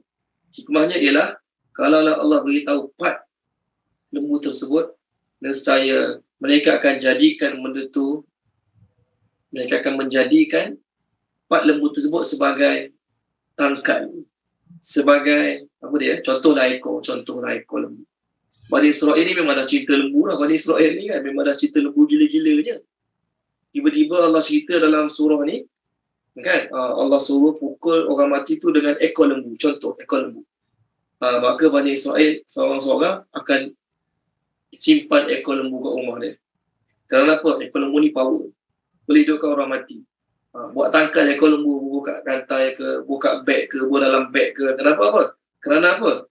Kerana ekor lembu ni boleh memberi super power, boleh memberi something yang special dalam kehidupan mereka. Sebab tu Allah tak sebut apa anggota khas tersebut untuk menyhidupkan orang mati. Okey, baik. Tak apa, itu bukan poin kita. Poin kita nak cerita, mereka pernah tengok orang mati hidup balik. Hebat tak mujizat tu? Hebat lah. Firaun tak pernah tengok ini. Ini 10 lah mujizat Nabi Musa. Yang ke-11, mereka dapat manna wa salwa. Muka surat 8, ayat bawah sekali. Tolong baca dia. Surat 8 ayat bawah sekali. Puan Salmiah telah baca? Puan Salmiah ada? Muka surat 8 ayat bawah sekali.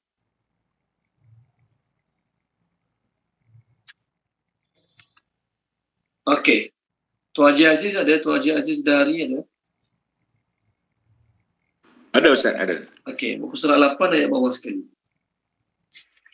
Dan kami menaungi kamu dengan awan, dan kami menguman dan salwa. Maka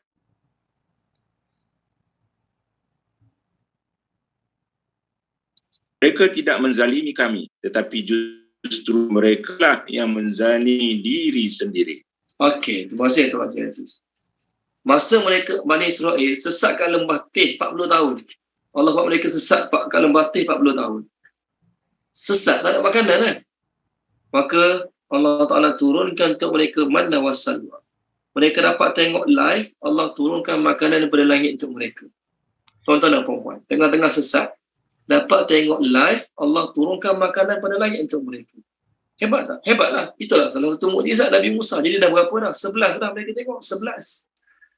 Yang ke-12, tengok muka surat 9. Muka surat 9, yang ke-12, muka surat 9. Tolong baca dia, Puan Siti Nolis boleh, muka surat 9, ayat yang ke-60. Bismillahirrahmanirrahim. Dan ingatlah ketika Musa memohon air untuk kaumnya, lalu kami berfirman, pukullah batu itu dengan tongkatmu, maka memancarlah daripada 12 mata air. Setiap satu telah mengetahui tempat minumnya masing-masing. Makan dan minumlah daripada rezeki yang diberikan Allah, dan janganlah kamu melakukan kejahatan di bumi dengan membuat kerosakan. Okey. So, terima kasih Puan Siti Nolis. Yang ni yang keberapa ni? 10, 11, 12. 12 lah. Kaum dia tengah sesat tu nak air. Mana wasalwa dah ada lah. Minta nak air. Nabi Musa pun pukul tongkat kat batu, keluar air. 12 pancaran air keluar. Air keluar. Setiap satu kaum minum daripada air yang keluar tersebut. Mereka tengok depan mata mereka mukjizat Nabi Musa AS. Tapi lepas dah tengok mukjizat ni pun tuan-tuan dan puan-puan, keras kepala juga. 12 kan. Yang ke-13 apa dia? Allah pernah angkat gunung atas kepala mereka. Tengok muka surat 10. Puan Izawani tolong baca muka surat 10 Puan Izawani. Muka surat 10. Okey, ayat 63-64. 63-64. Bismillahirrahmanirrahim. Dan ingatlah ketika kami mengambil perjanjian setia kamu dan kami angkatkan gunung Tur Sina di atas kamu seraya kami berfirman, berpegang teguhlah dengan apa Taurat yang telah kami berikan kepada kamu serta amalkanlah dengan bersungguh-sungguh. Dan ingatlah, jangan melupakan apa yang ada di dalamnya supaya kamu bertakwa. 84. Kemudian sesudah itu kamu berpaling daripada perjanjian setia kamu itu tidak menyempurnakannya, maka kalaulah tidak kerana limpah kurnia Allah dan rahmatnya kepada kamu dengan menerima taubat dan menangguhkan siksa, nescaya kamu akan termasuk dalam golongan orang yang rugi. Okey. Terima kasih Puan Izawani. Ayat ni nak beritahu ketika mana Nabi Musa dapat Taurat, Nabi Musa bawa balik, tunjuk pada mereka. Mereka tengok isi-isi dalam Taurat tu susah nak amalkan. 10 Commandment tu ikut kitab Old Testament dipanggil 10 Commandment. Kena buat tu, kena buat ni, tak boleh buat tu, tak boleh buat ni. Jadi mereka tengok, mereka tak nak terima lah, tak nak amalkan. Mereka kan untuk mengamalkannya. Okey? Lalu, apa Allah buat? Allah suruh malaikat angkat gunung buat atas kepala. Angkat gunung buat atas kepala. Nak terima ke tak nak terima? Kalau tak nak terima, kami hempak gunung atas kepala kamu. Mereka tengok, mereka terus bersujud sambil tengok gunung. Allah jatuhkan balik gunung kat tempat asalnya. Allah letak balik gunung tempat asalnya. Tuan-tuan, mereka pernah tengok gunung Allah angkat atas kepala. Hebat tak? Hebat kan? Mujizat tu. Power mujizat tu. Allah buat tunjuk pada Bani Israel yang Nabi Musa benar-benar Nabi. Tapi, apa berlaku pada Bani Israel? Keras kepala juga, berpaling juga, ketegak juga Bani Israel. Generasi selepas mereka, generasi selepas zaman Nabi Musa, mereka dapat tengok mujizat macam-macam lagi. Mereka pernah tengok apa ni? Orang jadi kira, orang jadi khizir. Mereka dapat tengok kemenangan Talut mengalahkan Jalut. Walaupun mereka dapat tengok macam-macam tanda kehebatan Allah, tanda mujizat para Nabi, tetap buat mereka tidak beriman dengan Nabi Musa AS. Beriman dengan Nabi Musa tapi keras kepala, ketegak, tak nak dengar cakap. Ya Allah cakap kepada Nabi Muhammad, wahai Muhammad, Nabi sebelum kau ada macam-macam mukjizat. Kaum dia reject dia juga. Walhal dia sangat faham bahasa Bani Israel, Bani Israel sangat faham bahasa dia. Kena reject juga. Engkau, wahai Muhammad, faham bahasa Arab, orang Arab faham bahasa engkau, kau faham bahasa engkau, tak banyak mukjizat macam Nabi Musa AS. Jadi jangan pelik, jangan hairan kalau kau kena reject. Okay. Penutup ayat ni, Allah Ta'ala kata, sesungguhnya pada demikian itu, terdapat tanda-tanda kebesaran Allah bagi orang yang bersabar lagi bersyukur. Bukan sekadar bersabar. Kalau sabar biasa, sabirin. Sabar biasa, sabirin. Hadis sabirin. Inna Allah ma'as sabirin. Allah bersama dengan orang-orang yang bersabar. Adapun ayat kita sekarang, sabar, maksud sabar ni adalah sangat-sangat bersabar. Bukan sikit punya sabar ni, banyak punya sabar. Pattern sabar ni, dia 3 huruf. Sabara, huruf kedua ada sabdu dan alif. Dia sama macam sifat Allah, fa'al. Fa'alun lima yurid. Huruf fa'ain lam. Huruf kedua ada sabdu dan ada alif. Ini dipanggil superlatif, mubalaghah. Fa'alun, sangat-sangat mampu, maha mampu melakukan apa yang dia nak. Sangat-sangat. Jadi sabar, apa maksud sabar? Orang ni sangat-sangat bersabar, syakur lagi bersyukur. Okey. Orang Bani Israel bukan semua jahat. Bukan semua tak boleh pakai. Ada juga yang bagus. Siapa yang bagus? Di kalangan Bani Israel, orang yang ada 2 sifat. Sabar dan syakur. Siapa sabar? Bani Israel. Pertama, ketika mana mereka sedang ditindas oleh Fir'aun, mereka sabar. Yang kedua, ni Bani Israel yang baik ni lah. Bani Israel yang baik. Masa kena tindas dengan Fir'aun, mereka benar-benar bersabar. Selepas selamat daripada Fir'aun, cross lautan tersebut, mereka jadi orang bersyukur. Maksud bersyukur, taat Nabi Musa. Tak buat perangai pelik-pelik. Tak buat patung lembu, tak sembah patung lembu. Tak minta dengan Nabi Musa nak sembah berhala juga. Jadi mereka orang bersyukur. Adapun yang Bani Israel lain, masa kena tindas dengan Fir'aun, mereka bersabar, okey. Tapi lepas cross laut, buat perangai. Bila buat perangai itu, mereka tidak termasuk dalam kategori syukur. Tuan-tuan dan puan-puan, ada 4 R yang kita kena bawa dalam kehidupan kita. 4 R ataupun 4 Ra. Siapa tahu apa 4 R tersebut? 4 Ra tersebut. Saya kena jawab lah kot supaya dah tahu. Apa dia? Saya kena jawab lah sebab saya tahu. Ataupun orang lain kena jawab lah. Orang yang dah masuk kelas Isnin. Jawab tu dah tahu dah. Okey. Apa dia 4 Ra? Pertama, zikir. Zal, kaf, ra. Zikir. Okey. Yang kedua, fikir. Fa, kaf, ra. Fikir. Sorry ya. Fikir. Tafakur. Yang ketiga, syukur. Syukur. Kalau ke Melayu, eja Jawi kena tambah waw lah. Syukur. Yang keempat, sabar. Sabar. Ni, 4 Ra. Ataupun kalau Melayu, 4 R. R belakang lah, bukan R depan. Zikir, fikir, syukur, sabar. Orang ada 4 perkara ni, dia selamat dunia akhirat, dia bahagia dunia akhirat. Jadi Bani Israel yang Allah kecam ni, tahu tak? Bani Israel yang Allah kecam ni tidak ada sabar, tidak ada syukur. Sebab tu Bani Israel Allah kecam dalam ayat ni. Tuan-tuan dan puan-puan, dalam ayat ni ada 3 perkataan. Ada zal kafra. Kan, tengok ayat sekarang. Ada zakaro, zal kafra. Wa zakirhum bi ayyamillah. Tu zal kafra. Syukur, sabar. Zikir ingat Allah sentiasa. Dengan mulut, dengan hati, dengan perasaan. Zikir ingat Allah sentiasa. Yang kedua apa dia Ustaz? Fikir ya? Fikir, sorry lah eja salah sikit. Patutnya bukan macam ni eja dia. Fa kafra je. Fa kafra, fikir. Zikir ni tuan-tuan dan puan-puan, kena ingat Allah. Sama ada dengan lidah, dengan hati. Baca Quran ke, tasbih ke, selawat ke, istighfar ke, semua termasuk kategori zikir. Okey? Itu zikir.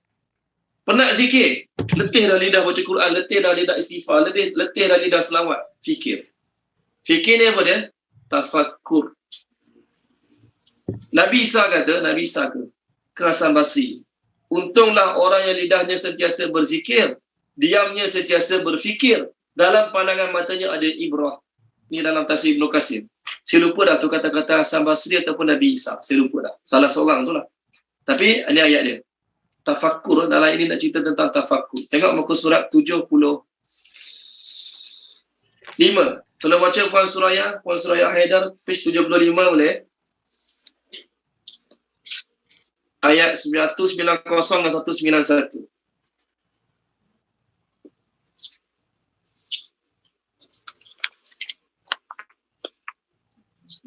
Kosong 75 Ustaz.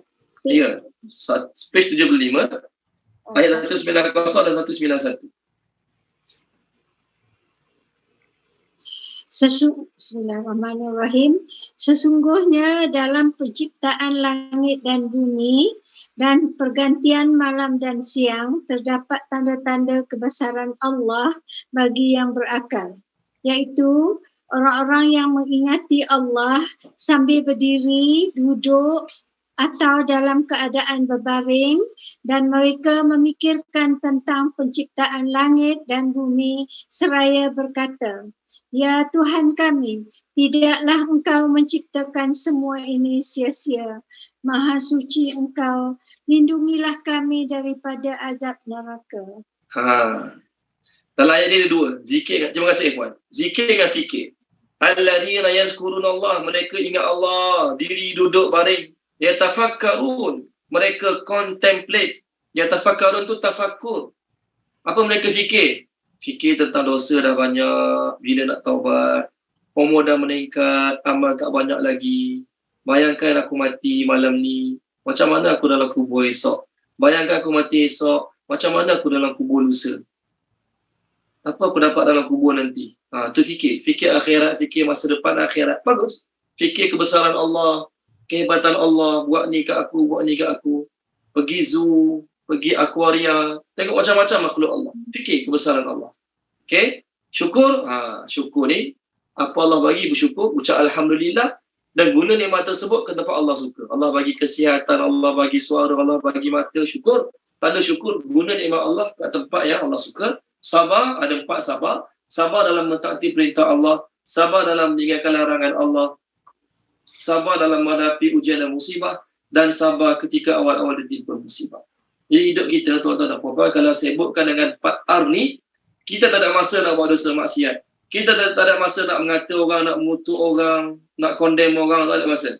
So apa? Sibuk. Saya zikir, saya nak tafakur, saya nak ibadat, saya nak sibukkan diri dengan majlis-majlis ilmu agama. Majlis ilmu agama pun termasuk dalam kategori zikir. Dengar ceramah pun termasuk dalam kategori zikir. Balik daripada ceramah, kita fikir. Apa disampaikan oleh ustaz dalam ceramah kat surau masjid kita tu, kita fikir. Aku dah buat belum? Bila aku nak buat? Bila aku nak jadi orang yang hati betul-betul ingat Allah Ta'ala? Allah Ta'ala tanya kita dalam surah Al-Hajj. Alam ya'ninil ladhina amanu an takhsha'a qulubuhum li dhikrillah. Tak sampaikan lagi masa kepada kamu untuk kamu menjadi orang yang sungguh-sungguh ingat Allah? Allah Ta'ala tanya gitu. Tak sampai masa lagi ke orang mukmin ni nak jadi orang sungguh-sungguh ingat Allah? Nak tunggu mati dulu? Nak tunggu sakit dulu? Nak tunggu sakaratul maut dulu? Maka Allah Ta'ala tanya kita, alam ya'ninil ladina amanu an takhsha'a qulubuhum li dhikrillah. Tak sampai masa lagi kepada orang-orang mukmin ni untuk hati mereka khusyuk pada Allah. Sebab apa? Muda lagi, sehat lagi, duit banyak lagi. Apa lagi? Sedang seronok, enjoy lagi. Jadi masa untuk ingat Allah tu belum sampai lagi. Bila nak ingat Allah? Nantilah. Bila umur dah lanjut, dah tak mampu nak enjoy, dah tak ada duit sangat, boleh ingat Allah. Tak boleh macam tu. Satu lagi surah apa ya? Surah saya nak refer 4R ni. Surah Luqman. Hari Selasa hari tu dia beritahu. Kelah hari Selasa. Kelah Bukit Julutong. Surah Luqman, tengok muka surat 414. Jadi orang yang bersabar lagi bersyukur, dia nampak tanda-tanda kebesaran Allah tu bukan saja-saja. Tolong baca dia surah Luqman. Siapa dia? Tolong baca dia surah Luqman Puan Salmiah. Puan Salmiah tolong baca boleh? Puan Salmiah, surah Luqman. Ada Puan Salmiah? Okey, baik. Tak apa. Tolong baca dia surah Luqman. Puan Rahimah, tolong baca Puan Rahimah, balik Puan Rahimah. Surah Luqman. Ya, Ustaz. Okey. Berapa? Muka surat 414, ayat 31. 414. ayat 14 ayat 31. Bismillahirrahmanirrahim. Tidakkah engkau memperhatikan bahawa sesungguhnya kapal itu berlayar di laut dengan nikmat Allah agar diperlihatkannya kepadamu sebahagian daripada tanda-tanda kebesarannya bagi setiap orang yang sangat sabar dan banyak bersyukur. Terima kasih Puan Rahimah. Orang banyak bersabar, orang banyak bersyukur, dia tengok sesuatu bukan tengok kosong, tak nampak apa-apa, tak. Dia tengok sesuatu nikmat, dia nampak orang di sebalik nikmat tersebut, bukan orang lah. Dia nampak siapa di sebalik nikmat tersebut. Dia nampak kehebatan, dia tengok binatang yang pelik-pelik, dia tengok hujan, dia tengok langit bumi, dia tengok siang malam. Dia bukan sekadar tengok saja, tapi dia nampak siapa pencipta di sebalik kehebatan-kehebatan tersebut. Ini orang bersyukur, orang bersabar. Okey, bab zikir tadi tengok surah Al-Hadid muka surat 539. 539, kalau baca dia Puan Nur Azhar boleh. Ni untuk kita lah ni yang pada masa nak ingat Allah ni. 539 ayat 16. Kalau baca boleh Puan Nur Azhar. Ayat apa Ustaz? 539 ayat 16. A'udzubillahi minasyaitonirrajim. Belum tibakah waktunya bagi orang yang beriman untuk secara khusyuk mengingati Allah dan mematuhi kebenaran yang telah diwahyukan kepada mereka, dan janganlah mereka melakukan seperti orang yang telah menerima kitab sebelum itu. Kemudian mereka melalui masa yang panjang sehingga hati mereka menjadi keras, dan kebanyakan di antara mereka menjadi orang yang fasik. Ini untuk kita ni. Orang Yahudi tahu Nabi tu betul, orang Yahudi tahu Al-Quran betul, tapi prolonge for them the term, nanti dululah, biar dululah, nanti dululah, biar dululah, aku sihat lagi, aku muda lagi, duit banyak lagi, enjoy boleh lama lagi. Jadi bila lama sangat biar dulu, lama sangat nanti dulu, hati jadi keras. Dia orang Allah tanya orang Islam lah, tak sampai masa lagi ke nak sungguh-sungguh ingat Allah? Tak sampai masa lagi ke, belum tiba lagi ke masanya nak sungguh-sungguh ibadat kepada Allah? Sebab nanti kalau lama sangat nanti dulu, lama sangat biar dulu, lama sangat tunggu dulu, takut hati keras jadi macam orang Yahudi. Ni untuk kita lah ni. Bila aku nak mula tajuk sungguh-sungguh? Bila aku nak istiqamah Quran sungguh-sungguh? Bila aku nak mula jaga semua solat sunat sungguh-sungguh? Tunggu umur 40, 50, 60, 70, sebab sihat lagi. Bila? Maka Allah tanya, tak sampai masa lagi ke pada orang mukmin nak ingat Allah sungguh-sungguh ni? Okey, sebab muda lagi, tak puas lagi cari duit gila-gila punya, tak puas lagi enjoy gila-gila punya. Nanti dah puas segala-galanya, baru nak ingat Allah sungguh-sungguh. Nanti dah dapat rumah besar, dah dapat kereta besar, dah dapat tanah puluh-puluh ekar, baru ingat Allah sungguh-sungguh. Macam tu ke? Jangan, Allah kata. Takut nanti jadi macam ahli kitab lah. Lama sangat tempoh masa, tunggu dulu, biar dulu, nanti dulu, sampai keras hati. Hati dah keras, tak ada apa lah. Sampai mati bodoh macam tu je lah. Dah tak ingat Allah. Itu tuan-tuan dan puan-puan, kena mula zikir. Kena mula zikir. Orang yang masuk tarikat, orang masuk kelas tasawuf, inilah matlamat mereka. Sampai mereka, tuan-tuan dan puan-puan, walaupun mulut mereka diam masa tu, tapi hati mereka sentiasa Allah, Allah, Allah. Ya, mereka latih. Pergi kelas tarikat, pergi masuk tarikat, nak latih ingat Allah sungguh-sungguh. Fokus, nak latih fokus. Sebab tu, tuan-tuan dan puan-puan, kita tengok banyak orang yang pakai serban ditutup belah ni, betul kan? Pakai serban ditutup depan dengan serban ni. Walhal kita kata pakaian tu bukan sunnah pun, cara macam tu bukan sunnah pun. Ambil serban letak atas kepala, letak macam tu bukan sunnah pun. Tapi apa tujuan dia? Untuk fokus masa zikir. Tak nak fikir benda lain, tak nak tengok benda lain, nak fokus masa zikir. Itu semua latihan-latihan hati. Dia orang yang latihan hati dia dengan berzikir, walaupun dia diam, tapi hati dia sentiasa Allah, Allah, Allah, Allah. Itu yang kita nak sebenarnya. Okay, jadi orang tu, orang tengok TV banyak, main telefon banyak, tak dapat benda ni. Orang yang berzikir sungguh-sungguh, dia akan dapat benda ni. Walaupun dia diam masa tu, walaupun dia diam tak cakap apa masa tu, tapi hati dia Allah, Allah, Allah. Masuk tandas, mulut tadi nak sebut subhanallah ke apa semua, tak boleh. Masuk tandas, masa buang air. Tapi hati boleh Allah, Allah, Allah. Inilah orang beruntung, tuan-tuan dan puan-puan. Jadi macam mana nak dapat Allah dalam hati seumur tu? Sebab itulah kena cakap seumur kebesaran Allah.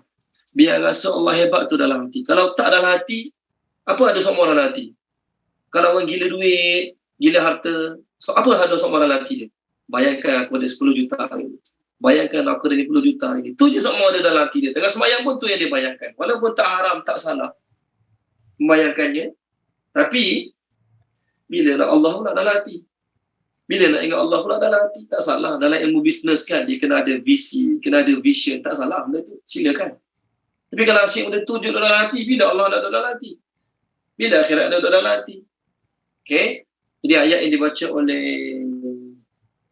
Puan Rahimah tadi, tanda-tanda kebesaran Allah akan dapat dia punya feel dia bagi orang yang bersabar lagi bersyukur.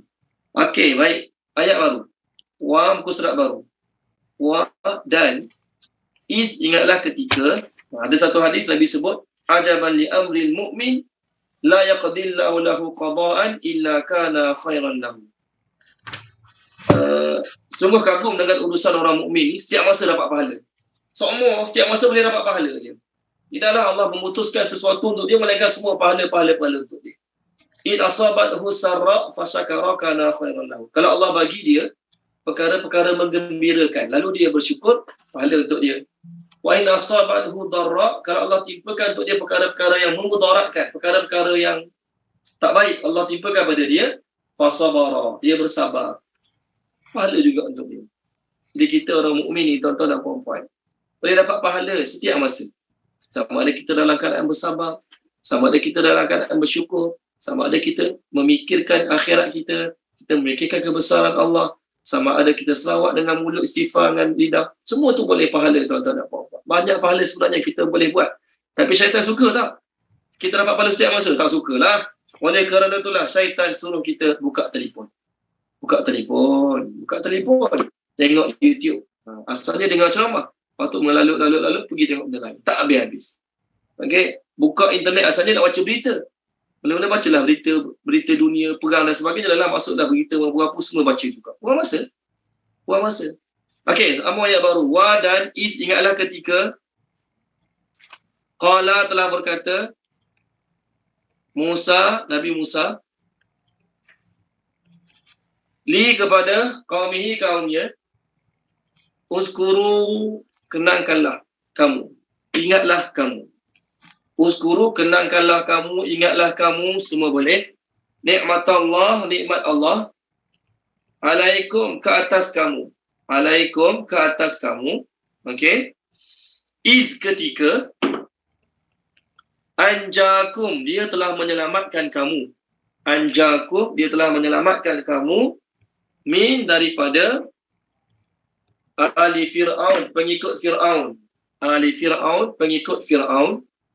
Yasumunakum, mereka merasakan kepada kamu.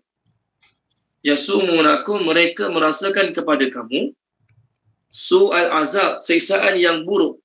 Su'al tu buruk, azab tu azab lah. Kita sekalikan. Su'al azab, siksaan yang buruk. Wah, dan yuzabbihuna, mereka menyembelih. Abna'akum, anak-anak lelaki kamu. Wa, dan yastahyuna, mereka membiarkan hidup. Nisa'akum, wanita-wanita kamu. Wa, dan fi pada zalikum, demikian itu balaun, ujian min, daripada Rabbikum, Tuhan kamu, azim, yang besar. Yang besar ni, azim ni, sifat pada Tuhan kamu ke sifat pada ujian? Ujian yang besar daripada Tuhan kamu ataupun ujian daripada Tuhan kamu yang besar? Mana satu ni? Azim. Tuan-tuan dan puan-puan. Azim ni yang besar. Besar tu sifat apa? Sifat Tuhan kamu ke sifat ujian? Siapa nak jawab? Ujian. Betul. Kenapa ujian? Nanti saya terangkan. Dia macam bahasa Melayu lah. Kucing Ali yang pendek. Kucing Ali yang pendek. Siapa yang pendek? Ali ke kucing? Ayat tu. Okey, kucing Ali yang pendek. Lembu Ahmad yang gemuk. Lembu Ahmad yang gemuk, tapi lembu tu kurus je. Maksudnya Ahmad yang gemuk. Okey, bahasa Melayu ada dua kemungkinan. Kucing Ali yang pendek ataupun lembu Ahmad yang gemuk. Kucing pendek ke Ali pendek? Ahmad gemuk ke lembu gemuk? Bahasa Melayu kena tengok konteks ayat. Kita tahulah. Kalau cerita pasal kucing, kita cerita pasal kucing itu gemuk. Kalau cerita pasal Ali, Ali itu yang gemuk. Kalau ada 5 orang nama Ali, maka kat situ kita cerita pasal Ali yang gemuk. Kalau Ali ada seorang je, tak ada terlibat Ali mana-mana lain, maka yang kita kat situ, yang pendek itu adalah kucing Ali, bukan Ali itu sendiri. So dalam ayat ni, Allah kata pada Bani Israel, dalam demikian itu ada ujian yang besar daripada Tuhan kamu. Sebab apa? Perkataan azimun baris 2 di hadapan, dia tak matching dengan Rabbikum. Rabbikum baris bawah, B baris bawah. Azimun tu dia matching dengan balaun. Dia kena matching, baru jadi sifat dia punya. Tu bahasa Arab punya style. Okey, tolong baca Tuan Haji Abdul Kahar boleh? Ayat 6 ni. Bismillahirrahmanirrahim. Dan ingatlah ketika Musa berkata kepada kaumnya, ingatlah nikmat Allah atasmu ketika dia menyelamatkanmu dari pengikut-pengikut Fir'aun. Mereka menyeksamu dengan seksaan yang pedih dan menyembelih anak-anakmu yang lelaki dan membiarkan hidup anak-anak perempuanmu. Pada yang demikian itu, suatu ujian yang besar daripada Tuhanmu. Okey, terima kasih Tuan Haji Abdul Kahar. Tadi ayat 5, kita cerita pasal sabar dengan syukur, betul? Ayat 5, sabar dengan syukur. So sekarang cerita pasal sabar. Allah cakap, ingatlah ketika Nabi Musa berkata kepada kaumnya, ketika mana Allah beri nikmat pada kamu, dulu kamu bersabar gila-gila. Kamu bersabar terhadap penindasan, cengkaman, kezaliman Fir'aun dan pengikut-pengikutnya. Lalu Allah Ta'ala telah selamatkan kamu. Tuan-tuan dan puan-puan, nikmat Allah tak? Nikmat Allah. Ingatlah nikmat Allah kepada kamu ketika Allah selamatkan kamu daripada kekejaman Fir'aun dan pengikutnya. Jadi tuan-tuan dan puan-puan, nikmat Allah kita biasa dengar kesihatan, harta benda, family, nikmat Allah. Betul kan? Sebenarnya termasuk dalam nikmat Allah, apa dia? Nikmat keamanan. Kita berada di negara, di tempat orang zalim tak tindas kita. Kita berada di negara, di tempat yang kita bebas amalkan agama. Nak sembahyang berapa puluh rakaat sehari, silakan. Nak simpan janggut sampai ke perut ke, tak ada orang marah.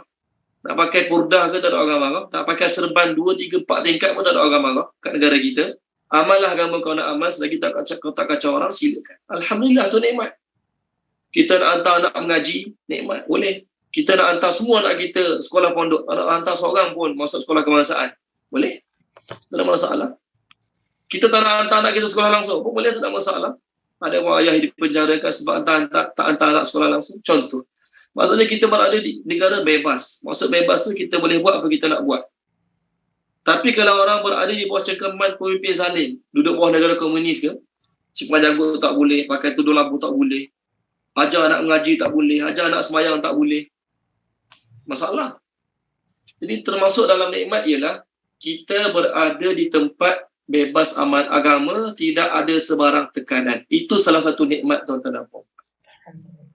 Bayangkan saudara-saudara Islam kita hari ini duduk kat negara yang hari-hari dengar bunyi tembakan. Hari-hari dengar bunyi bom. Hari-hari tengok orang mati bergelimpangan. Duduk kat negara perang, suasana perang. Nak pergi solat pun tak selesa. Nak pergi mengaji pun tak selesa. Nak pergi beli barang dapur pun tak selesa. Sebab apa? Ada kemungkinan kena bom, kena senjata bila-bila masa sahaja. Kita ni nikmat tuan-tuan. Nak pergi semayang, pergi solat subuh, balik lepas zuhur pun boleh. Duduk kat surau. Duduk beramal kat surau tu, siapa nak marah. Tidur masjid surau pun tak apa. Orang tak boleh pergi tidur masjid sana, surau sana. Contoh. Tak ada orang halang. Pihak kerajaan tak marah. Itu nikmat. Okey, baik. Balik semula kisah Fir'aun dengan Nabi Musa. Allah kata, ingatlah nikmat Allah pada kamu. Allah Nabi Musa kata pada Bani Israel ni ya. Jadi tuan-tuan dan puan-puan, untuk kita buat orang tu bersyukur, tidak ada masalah kalau kita ungkit nikmat. Kita ungkit nikmat bukan nak suruh sakitkan. Yang salahnya ialah ungkit nikmat dan sakitkan hati. Kita tengok orang tu kaya sekarang, orang tu hebat sekarang, tapi dia kurang layan kita, kurang baik dengan kita. Kita pun kata apa? Kau ingat sikit, kau kaya ni sebab aku pergi pinjam duit aku kat kau dulu. Kau kaya ni sebab aku tolong kau dulu, kau ingat sikit. Kalau aku tak tolong kau, kau melempak dapat sekarang. Contoh. Jadi ni tak boleh. Kita mengungkit untuk sakitkan hati si penerima, batal pahala. Adapun ayat ni mengungkit untuk buat orang bersyukur, tak apa. Anak kita malah belajar. Anak kita belajar malah. Kita pun kata kepada anak kita, ayah ni dah banyak dah duit untuk kamu ni. Ayah kalau boleh nak beli kereta baru, kereta ini dah lama sangat dah. Ayah dengan mak dah lama nak pergi umrah. Tapi sebab fikir kamu nak belajar, biarlah dulu duit tu guna kamu belajar dulu. Jadi habis belajar. Ayah dah banyak korban untuk kamu ni, tapi nak tengok belajar sungguh-sungguh. Nak tengoklah pencapaian yang terbaik, nak tengoklah result yang terbaik. Jadi ayah ni adakah bersalah, berdosa? Oh, mengungkit ayah. Allah berfirman dalam surah Baqarah, siapa ungkit tak ada pahala. Cakap kat anak tu, cakap apa kat anak tu? Jangan tunjuk pandai. Yang tak boleh mengungkitnya ialah mengungkit tu sakitkan hati. Adapun mengungkit untuk buat orang tu bersyukur, mengungkit untuk buat orang tu kenang nikmat, jadi berterima kasih bersyukur, tak jadi masalah pun. Allah semua mengungkit nikmat dia dalam Quran. Allah mungkit nikmat dia dalam Quran nak sakitkan hati penerima ke? Tak. Allah mungkit nikmat dia dalam Quran agar orang tu bersyukur. Contoh, Allah ni contoh 2 page Allah mungkit nikmat. 161 dengan 162. Sorry, 159, 160 tak silap saya. Puan Maisarah tolong baca boleh? Ungkit nikmat Muka surat 159 ayat 69. Muka surat 160 ayat 74. Tolong baca Puan Maisarah. 160. Ya. Muka surat 159 dulu. Ayat 69. 69. Dan herankah kamu bahawa ada peringatan yang datang dari Tuhanmu melalui seorang laki-laki dari kalanganmu sendiri untuk memberi peringatan kepadamu? Ingatlah ketika dia menjadikan kamu sebagai khalifah-khalifah setelah kaum Nuh dan dia lebihkan kamu dalam kekuatan tubuh dan perawakan. Maka ingatlah ingatlah akan nikmat-nikmat Allah agar kamu beruntung. Allah mungkin ni. Allah buat kamu tu, Allah buat kamu khalifah, Allah tambahkan untuk kamu harta dan juga tubuh badan. Sebelah dia puan, ayat 74. 74. Dan ingatlah ketika dia menjadikan kamu khalifah-khalifah setelah kaum Ad dan menempatkan kamu di bumi. Di tempat yang datar kamu dirikan istana-istana dan di bukit-bukit kamu pahat menjadi rumah-rumah. Maka ingatlah nikmat-nikmat Allah dan janganlah kamu membuat kerosakan di bumi. Terima kasih puan. Allah suruh ingat nikmat-nikmat Allah. Jadi kalau ayah dia ulang ungkit balik nikmat pada anak-anak untuk anak tu bersyukur, tak apa. Suami dia ungkit balik apa dia bagi pada isteri untuk isteri tu bersyukur, tak apa. Isteri pun sama juga, dia ungkit balik nikmat dia, kebaikan daripada suami untuk suami tu hargai, bersyukur pada dia, tak apa. Abang tahu tak, saya ni bangun pagi fikir nak keluarga kita senang je. Bangun pagi fikir nak masak untuk abang pergi kerja, fikir untuk selesakan hidup abang, tu dia fikir saya. Kenapa abang tak boleh hargai saya? Contoh, bukan nak ungkit untuk buat suami rasa lebih bersyukur, tak jadi masalah. Yang masalahnya ni muka surat 44. Yang muka surat 44. Ni tak boleh. Ungkit tu sakitkan hati. Yang tu tak boleh. Puan Zakiah tolong baca 44 boleh? Ayat 264. Surat 44. Ayat berapa Ustaz? 264. 264 bawah sekali.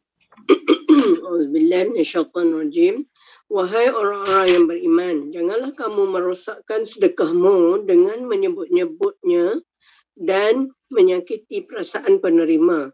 Seperti orang yang mendermakan hartanya kerana riak, menunjuk-nunjuk kepada manusia dan dia tidak beriman kepada Allah dan hari akhirat.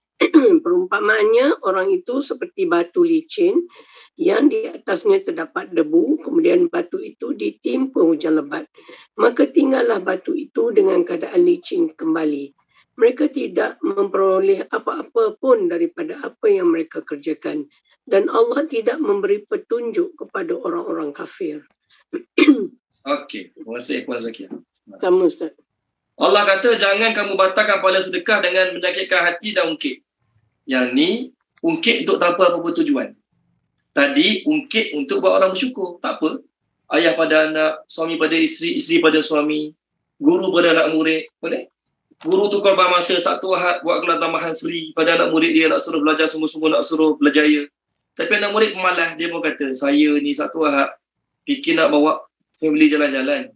Tapi lagi risau kamu tak dapat nak pergi sedekat dah ni. Saya sanggup bagi masa untuk ajar kamu. Tapi kamu belajar tak sungguh-sungguh pun. Hargailah saya bagi masa untuk kamu. Contoh. Tak boleh kata, cikgu mungkin tak ada pahala. Nak pahala beramal banyak-banyak. Cakap kat dia, cikgu tu ungkit supaya kamu belajar rajin-rajin. Bukan sakit hati kamu.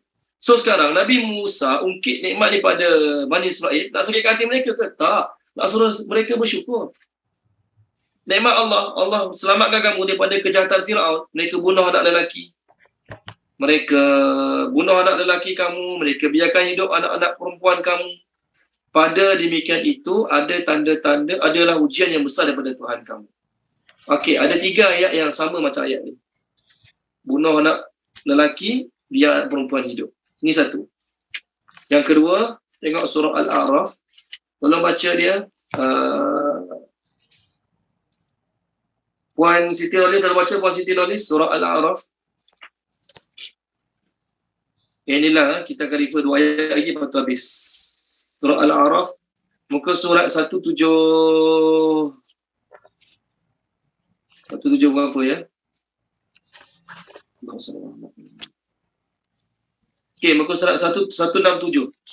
Puan Wali 167 ayat 141.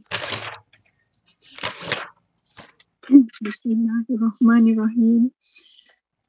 Dan ingatlah wahai Bani Israel, ketika kami menyelamatkan kamu daripada Fir'aun dan kaumnya yang menyiksa kamu dengan siksaan yang sangat berat. Mereka membunuh anak-anak lelakimu dan membiarkan hidup anak-anak perempuanmu. Dan pada yang demikian itu merupakan ujian yang besar daripada Tuhanmu. Okey.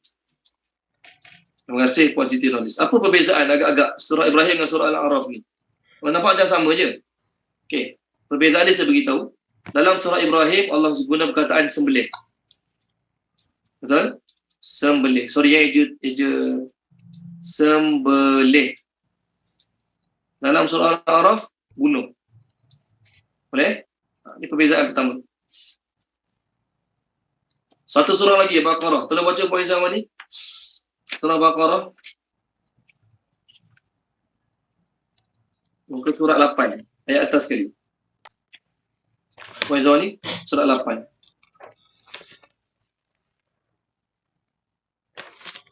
Bismillahirrahmanirrahim. Dan ingatlah ketika kami menyelamatkan kamu daripada pengikut-pengikut Fir'aun yang sentiasa menyiksa kamu dengan siksaan yang seburuk-buruknya. Mereka menyembelih anak-anak lelaki kamu dan membiarkan hidup anak-anak perempuan kamu. Sedangkan kejadian yang demikian itu mengandungi bala bencana atau cubaan yang amat besar daripada Tuhan kamu. Okey, terima kasih Puan Zaman. So, ayat ni, surah Ibrahim ada, surah Araf ada, surah Baqarah ada. Perbezaan dia apa dia? Surah Ibrahim sembelih, surah Baqarah sembelih, surah Araf bunuh. Maksudnya, Fir'aun suruh bunuh anak-anak lelaki Bani Israel yang baru lahir. Kebanyakan mereka sembelih, selain sembelih, mereka juga ada bunuh dengan cara yang selain sembelih. Apa dia? Ulah kepala sampai mati, tekuk dengan bantal sampai tak boleh nafas, yang penting mati.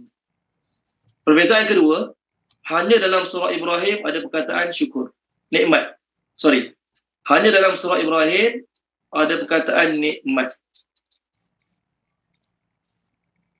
Adapun dalam 2 surah lagi tidak disebut nikmat. Boleh? Itu perbezaan 3 ayat ni tentang Bani Israel. Okey, kita berhenti sini dulu. Sambung minggu depan insya-Allah. Sambung minggu depan tajuknya, siapa bersyukur Allah tambah, siapa tak bersyukur Allah tak kata nak kurangkan. Tapi Allah kata azabku amat pedih. Allah tak kata siapa syukur Allah tambah, siapa tak syukur Allah kurangkan. Tak, Allah tak kata macam tu. Allah kata ayat minggu depan, siapa syukur Allah tambah, siapa tak bersyukur Allah terus kata azabku amat pedih. Kita bincang minggu depan.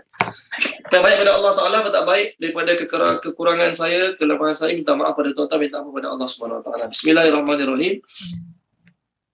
Subhanallah bihamdi, subhanakallahumma bihamdika, asyhadu an la ilaha illa anta, astaghfiruka wa atubu ilaik. Allahumma zayyinna bi zinatil Qur'an wa akrimna bi karamatil Qur'an wa syarifna bi syarafatil Qur'an wa adkhilna jannata bi syafa'atil Qur'an ya dzal fadli wal ihsan. Allahumma inna nas'aluka ilman nafi'a wa rizqan wasi'a wa rizqan mubarakan wa amalan mutaqabbala. Allahumma anfa'na bima 'allamtana wa 'allimna ma yanfa'una wa zidna ilma walhamdulillahirabbil alamin. Terima kasih banyak semua. Assalamualaikum warahmatullahi wabarakatuh. Terima kasih Ustaz. Assalamualaikum. Sama-sama. Waalaikumsalam. Sama-sama.